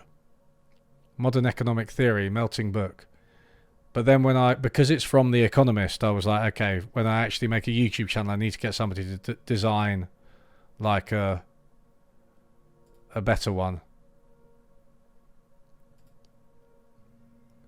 that's original. So it's a melting book, but the idea is that economic theory is melting.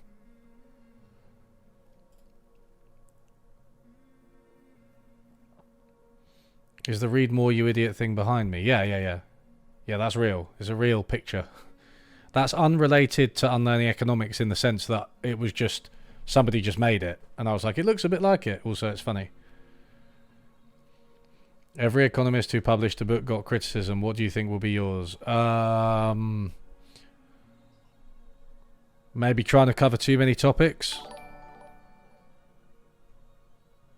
Love your work. Really appreciate what you've done to spark my interest in economics. Any quick thoughts on the economics of on/Rodava? I thank you for the donation. I'm glad I piqued your interest, but no, I'd just be making something up if I said. Oh, is this the? Oh wait, no, I do know about this. This is the the Kurdish anarchist place. Yeah, that is so interesting, isn't it? It's like proper anarchist organization. I definitely want to talk about that in a video about that kind of thing, like communitarianism and stuff. And it's like, from what I remember, it's like kind of matriarchal. So women are in prominent positions. Yeah, I mean, I don't have that much to say about it, except that I think it's a really interesting phenomenon and a template, perhaps, for pushing forward that kind of communal type of organization of society and of production. I love, yeah. My barber's Kurdish, and we were talking about it. He was just like, everyone just bombs us. It's like so savage, it's just horrible. And they're like really secular and like feminist and like leftist in all the good ways. It's just, yeah, it's fucking horrible. Have I read any Murray Bookchin? Yes, I have read. What have I read by Murray Bookchin? Fuck me. Let's find out.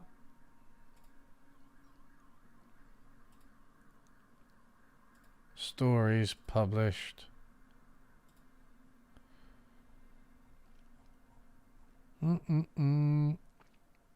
Post-scarcity anarchism. Post-scarcity anarchism is the one that he is the one that I've read. It's good. It's good. In 10 years, I'll release a channel called Unlearning Economics that has a hard Austrian slant, and the logo will be the melted book being poured onto an ice tray. It's a good idea. I like it. US farmers make a median of $178,000 but the perception of the poor farmer perpetuates a huge hiding lobbying as to why US agricultural subsidies so high. Yeah, exactly. That's it. The poor bedraggled farmer. I can't remember who it was. It was somebody like John Stuart Mill or yeah, it might have been John Stuart Mill who was like, no group complains so loudly and vociferously as the farmers. It's like, I do appreciate you making our food, but yeah, like your mega corporations, you're not actually just like some guy going out and like ploughing a field by himself, which is the image you want to portray. Democratic Confederalism from Abdullah Öcalan. No, sounds worth a look though.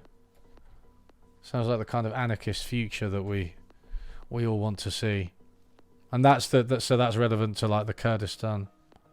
So he's Kurdish. Okay.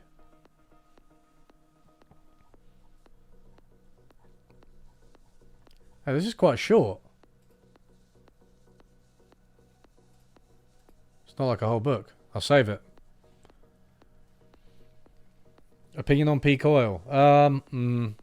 Not the most important thing. Oil probably will peak at some point, right? But like way past the point that it's been bad for the environment. It's already bad for the environment. So I think it is probably true that we will find technological substitutes by the time it peaks, which won't be for a long time. but the damage from climate change will be done way before that. He's the leader. Oh, he's the leader of the PKK.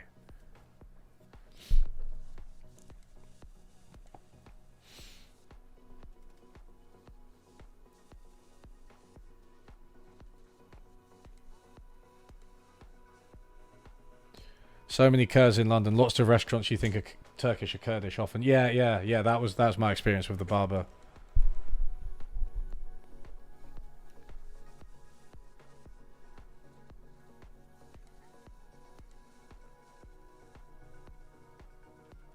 What's the volume of the music like for you? It's quite good for me. Obviously, it does depend on the volume you have your computer at, just to you know, just to make sure people understand that. But I'm talking about relative volume, relative to me. I don't know if you talked about it before, but degrowth. Yeah, it was mentioned on the stream. Bad name, fine set of ideas. Reduce the working week. Eliminate planned obsolescence, walkable cities, more public transport, fewer cars, reduce, reuse, recycle, right? Makes sense to me. Would GDP growth go up or down? Difficult to say. I think in the short term, any type of plan for the planet needs actually quite a lot of investment, right? So you'd probably get a boosting GDP and then maybe a kind of relative plateauing, but it's just really difficult to say. Economic growth is a market value, and there's a lot of statistical imputation done, and it's not the same as physical throughput, even though the two are correlated. There's music. Hear no music. Wait, nobody can hear any music. That's so funny. I've just been... Wait. It's pretty quiet.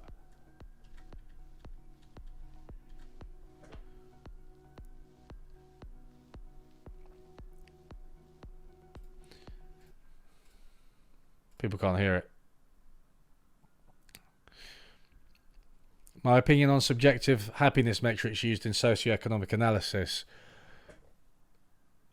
I think that they are good for researchers. I'm less convinced at their utility in politics. Like, if you were to say something like, Denmark is the happiest country in the world, let's pursue their policies, I think that would be a bad argument, because there are so many cultural factors surrounding asking people subjectively, how is your life going? There's such a problem with like what people expect, what happiness means in a particular culture. So like cross-country comparisons I'm not for. Using them in politics, then they become if they become an object of politics, then they're already corrupted. For researchers, being very careful, absolutely, it's an interesting research program. And indeed, chapter 2 of my PhD thesis was on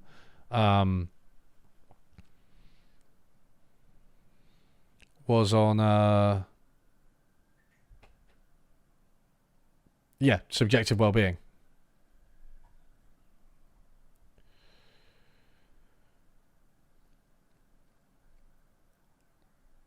How can you disagree with Sowell? The man has a degree. That's true.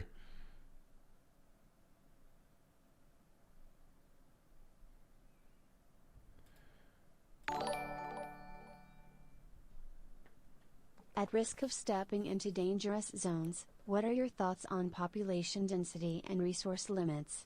I think 250 per square kilometer is a good figure. Oh God, I don't know. I mean, I don't. Yeah, it's difficult because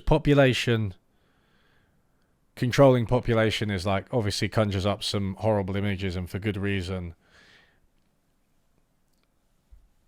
I think monitoring density of specific places and specific cities makes sense, right? So like when you've got literally everybody flocking to San Francisco at a rate that just can't be absorbed by that place in terms of housing and stuff, then yeah, you need to rethink your priorities. I don't think that would come in the form of like population controls as such, but more like rebalancing the economy, subsidies, I don't know.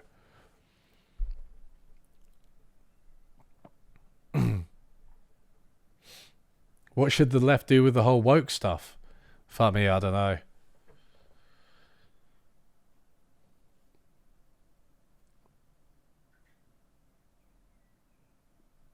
I think for me, one of the illnesses of our contemporary politics and debate is, and I suppose I'm doing it as I say it, but only with a view to stopping it, is the discourse about the discourse, right?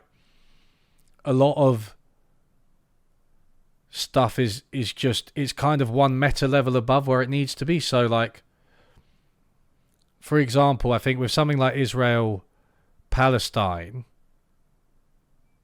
to take a, you know, just a mild example that isn't going to inflame anything, a lot of people, there's been like Claudine Gay, right, in Harvard had to resign because of what I would only describe as cancel culture, which originally was about anti-Semitism. Then when they couldn't prove it, they came up with something else. But that's what it was about, right?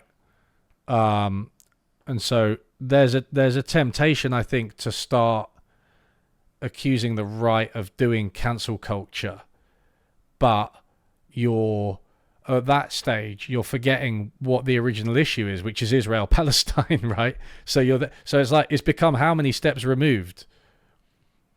Discourse about the discourse, right? It's like you're talking about the right to say things, the right for her to advocate for Palestinian rights. I mean, you might even be one step removed from that, right? But like, it's like, I think what leftists need to do, because a lot of more people agree with leftists, people don't like the idea of woke. It's a punchline now. But people don't like racism, right? They don't, on the whole. That's not to say that racism doesn't exist and isn't subtle and insidious, because it is. People don't like the idea of racism. They don't necessarily know what it means in practice. But what I'm saying is, people are anti-racist. But if you just stick to issues, right, like Israel Palestine, sticking to like the equal rights of Palestinians, I think is a good way to sidestep that. So in terms of the whole woke thing, I just think woke it's discourse about the discourse. It's like, are people woke? Are people becoming too woke? It's like, man, this doesn't mean anything anymore. I don't give a fuck. Should Palestinians have equal rights? Yes. Should there be police abuse against African Americans or black people, you know, in the UK? No. I think we get distracted by the culture wars, right? And it's like you're not that they're not important, but they're important from the perspective of, should trans people be accepted, you know, by their family? Should they have access to, you know, ask somebody if a trans person should have access to healthcare. Most people are going to say yes. But if you get involved in the whole sort of macro trans debate, then things come out very differently, right? The right wing made woke a meaningless term on purpose to disarm anti-racism. Oh, absolutely, absolutely. But you can still talk about it, right? In plain terms.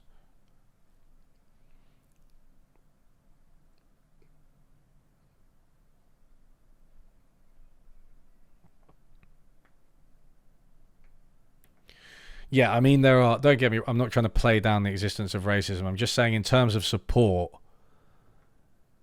you'll probably get a lot. I mean, I'm way outside I don't know.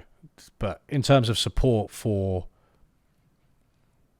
anti-racist policies like police, you know, like changing police. Like, for instance, like most people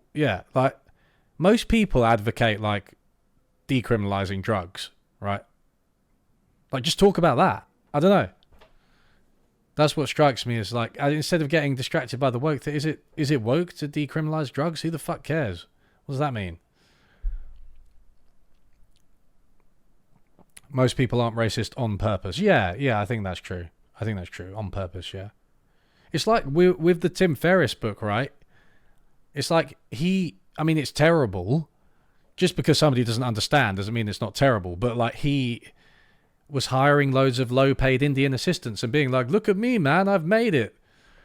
Look at my individualism. Look at my success. The woke is more about megacorps pushing it in people's faces. I think that's the one good critique of woke, I would say. To say this kind of very shallow brand of activism has become a PR message for companies.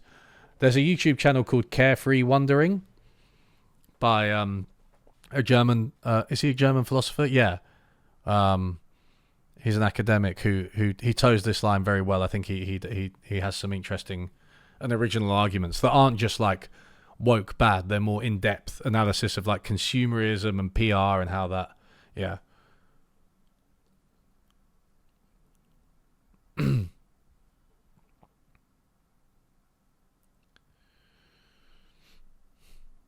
left has a language problem where our words get warped, and instead of reframing the discussion, we let the right define our terminology in the popular discourse. Yeah. I think it's a problem with the centre as well, though, right? Like, if you see, like, the sort of liberal centre tend to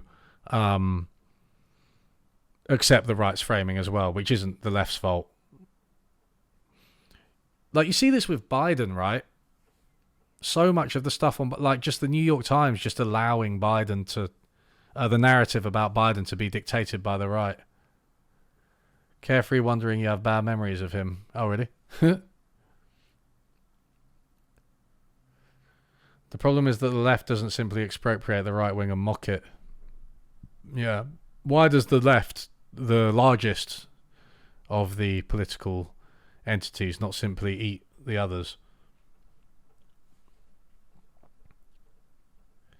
Guy Debord's capitulation, capitalism engulfs and co-ops actually important issues and messages into empty shells to sell to their customers. Yeah, it's true, right? It's the proper, like, critical theory, Marxist analysis of capitalism that I agree with, right? It's just like everything just gets watered down and becomes meaningless and profitable. It's like the canonical example of that is just like the Che Guevara t-shirt industrial complex. It's an old example as well. It's not even modern, right? But like, yeah, now they just sell you a Che Guevara t-shirt. Do you know who Che Guevara is? Nope. Like, not really. You know what I mean?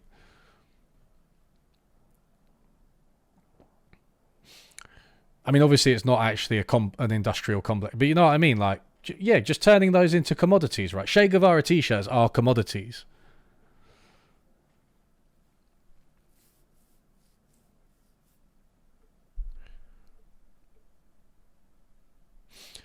Thoughts on economics in wartime countries like Ukraine? Do you still advocate for leftist policies, or how and why do you adjust them? What do you mean by leftist policies? Do you mean like... I mean, I'd still advocate for like public healthcare and education and stuff. I guess it's not the most important thing. I suppose, is what you're saying that hierarchy is more important in wartime? Because that may be true. I think that would be one place where I'd be like, if you got to fight a war, maybe, yeah, hierarchy is more important. But I'm not 100% sure what you're asking. I mean, I'm generally, on the Ukrainian side in that conflict. I don't know what a typical leftist policy would be. I'm not like a pro-Russian sort of anti-imperialist type person. I'm pro-NATO in that situation. In terms of economic policies, I don't know how much it changes. I think wartime is a situation of genuine scarcity, but it's up to the international community, right? When am I going to write a book? I am. It's almost finished. It's almost finished.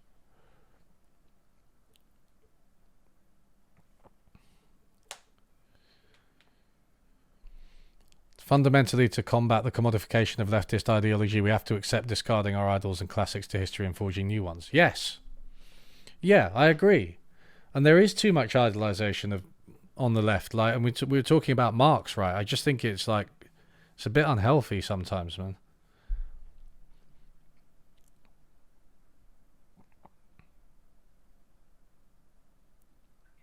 When book, when sold to, lol. Yeah, people. You're insatiable. It does amaze me that I can release an almost 3-hour video and people are like, when's part 2? I'm like... It's like, oh, people fucking sick of me. I am. I've watched that video so many times, man. I was thinking about premiering it, but when by the time I'd finished it, it was like really late on Wednesday, and it was like later. The video was also late, and I was just like, nah, fuck this, just putting it out. Mick Lynch. Oh, Mick Lynch is a legend. The union lead, the RMU union leader, right? RMC. He's so good. I love watching him on shows. Just I hate to say it, destroy journalists and stuff. He's so straight talking. You talk a lot to MAGA people. They're mostly afraid of being targeted because they are successful. This fear is real and has real implications. Targeted how? Not pro-Russia, but refuses to answer that one guy's question about Nord Stream. Yeah.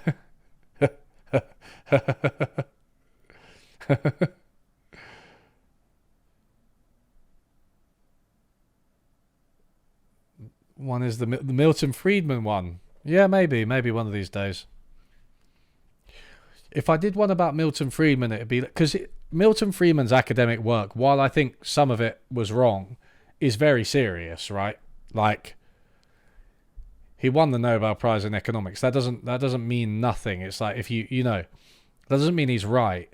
Economics is a flawed discipline, but I think compared to someone like Sowell, if you read him, you're like, okay, this guy's serious, and he's got like proper research papers. It's like something you have to engage with at a higher level. But I think if I were to critique Milton Friedman, it would be more about his public interventions, right, and his debates and his debate tactics and that kind of thing, because that's where he became more of a propagandist.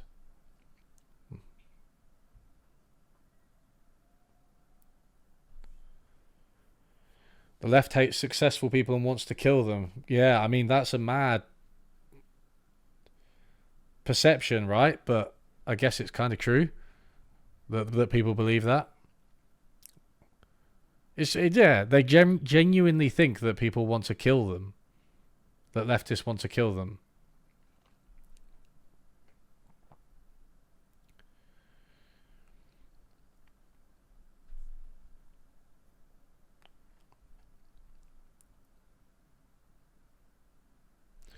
Aesthetics are important though. Without idols, non-academic people will leave the left. Yeah, I think you need leaders, right? I think there's a difference between a leader and an idol.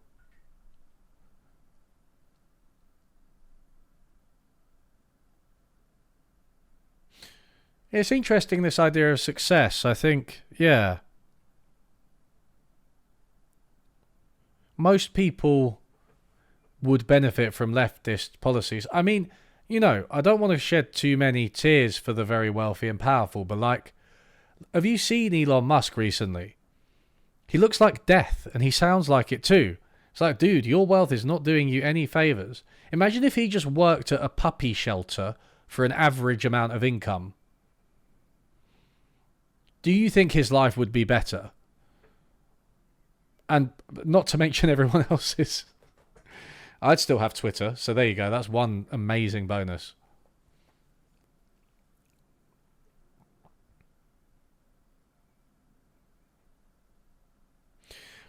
It is weird, the jealousy argument with the right and left, isn't it? Because it's like, if I am a peasant, right, and I criticize the lord of the manor, am I jealous of them, or is it just that their position is unjust? I guess I'm kind of jealous that they get to eat like full meals every day.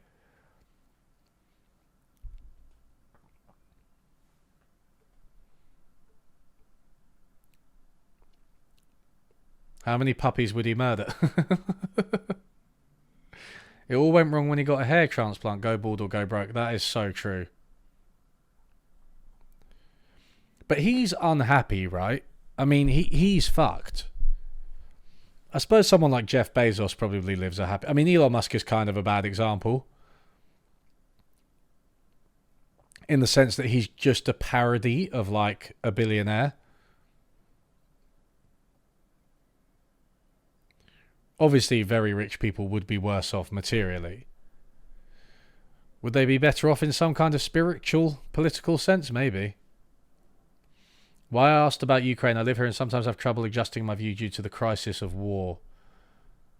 I wanted to ask your thoughts on how at least have a better idea in this. Yeah, I mean, I don't have any good answers for you. I've never experienced it myself, and I don't know that much about war economics, but it does seem to me that, yeah, like I said, war is a situation of genuine scarcity, and during the World War II, things were very strict, right, and rationed, and I think that's probably the reality. Yeah.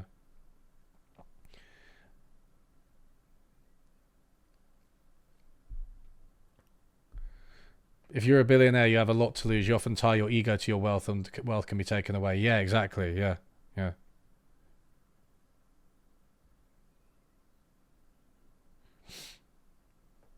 Yeah, I do think that the fear of losing your power, right? The instability of being at the top. That's what The Sopranos is about.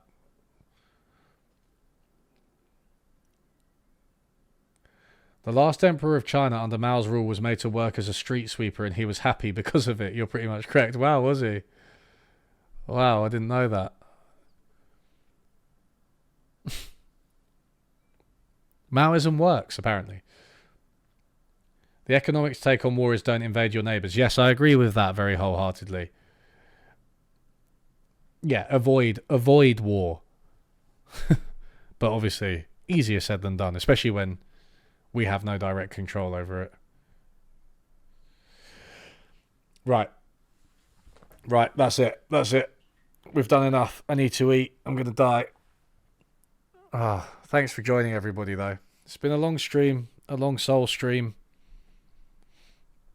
How long has it been? 4 hours. Jeez.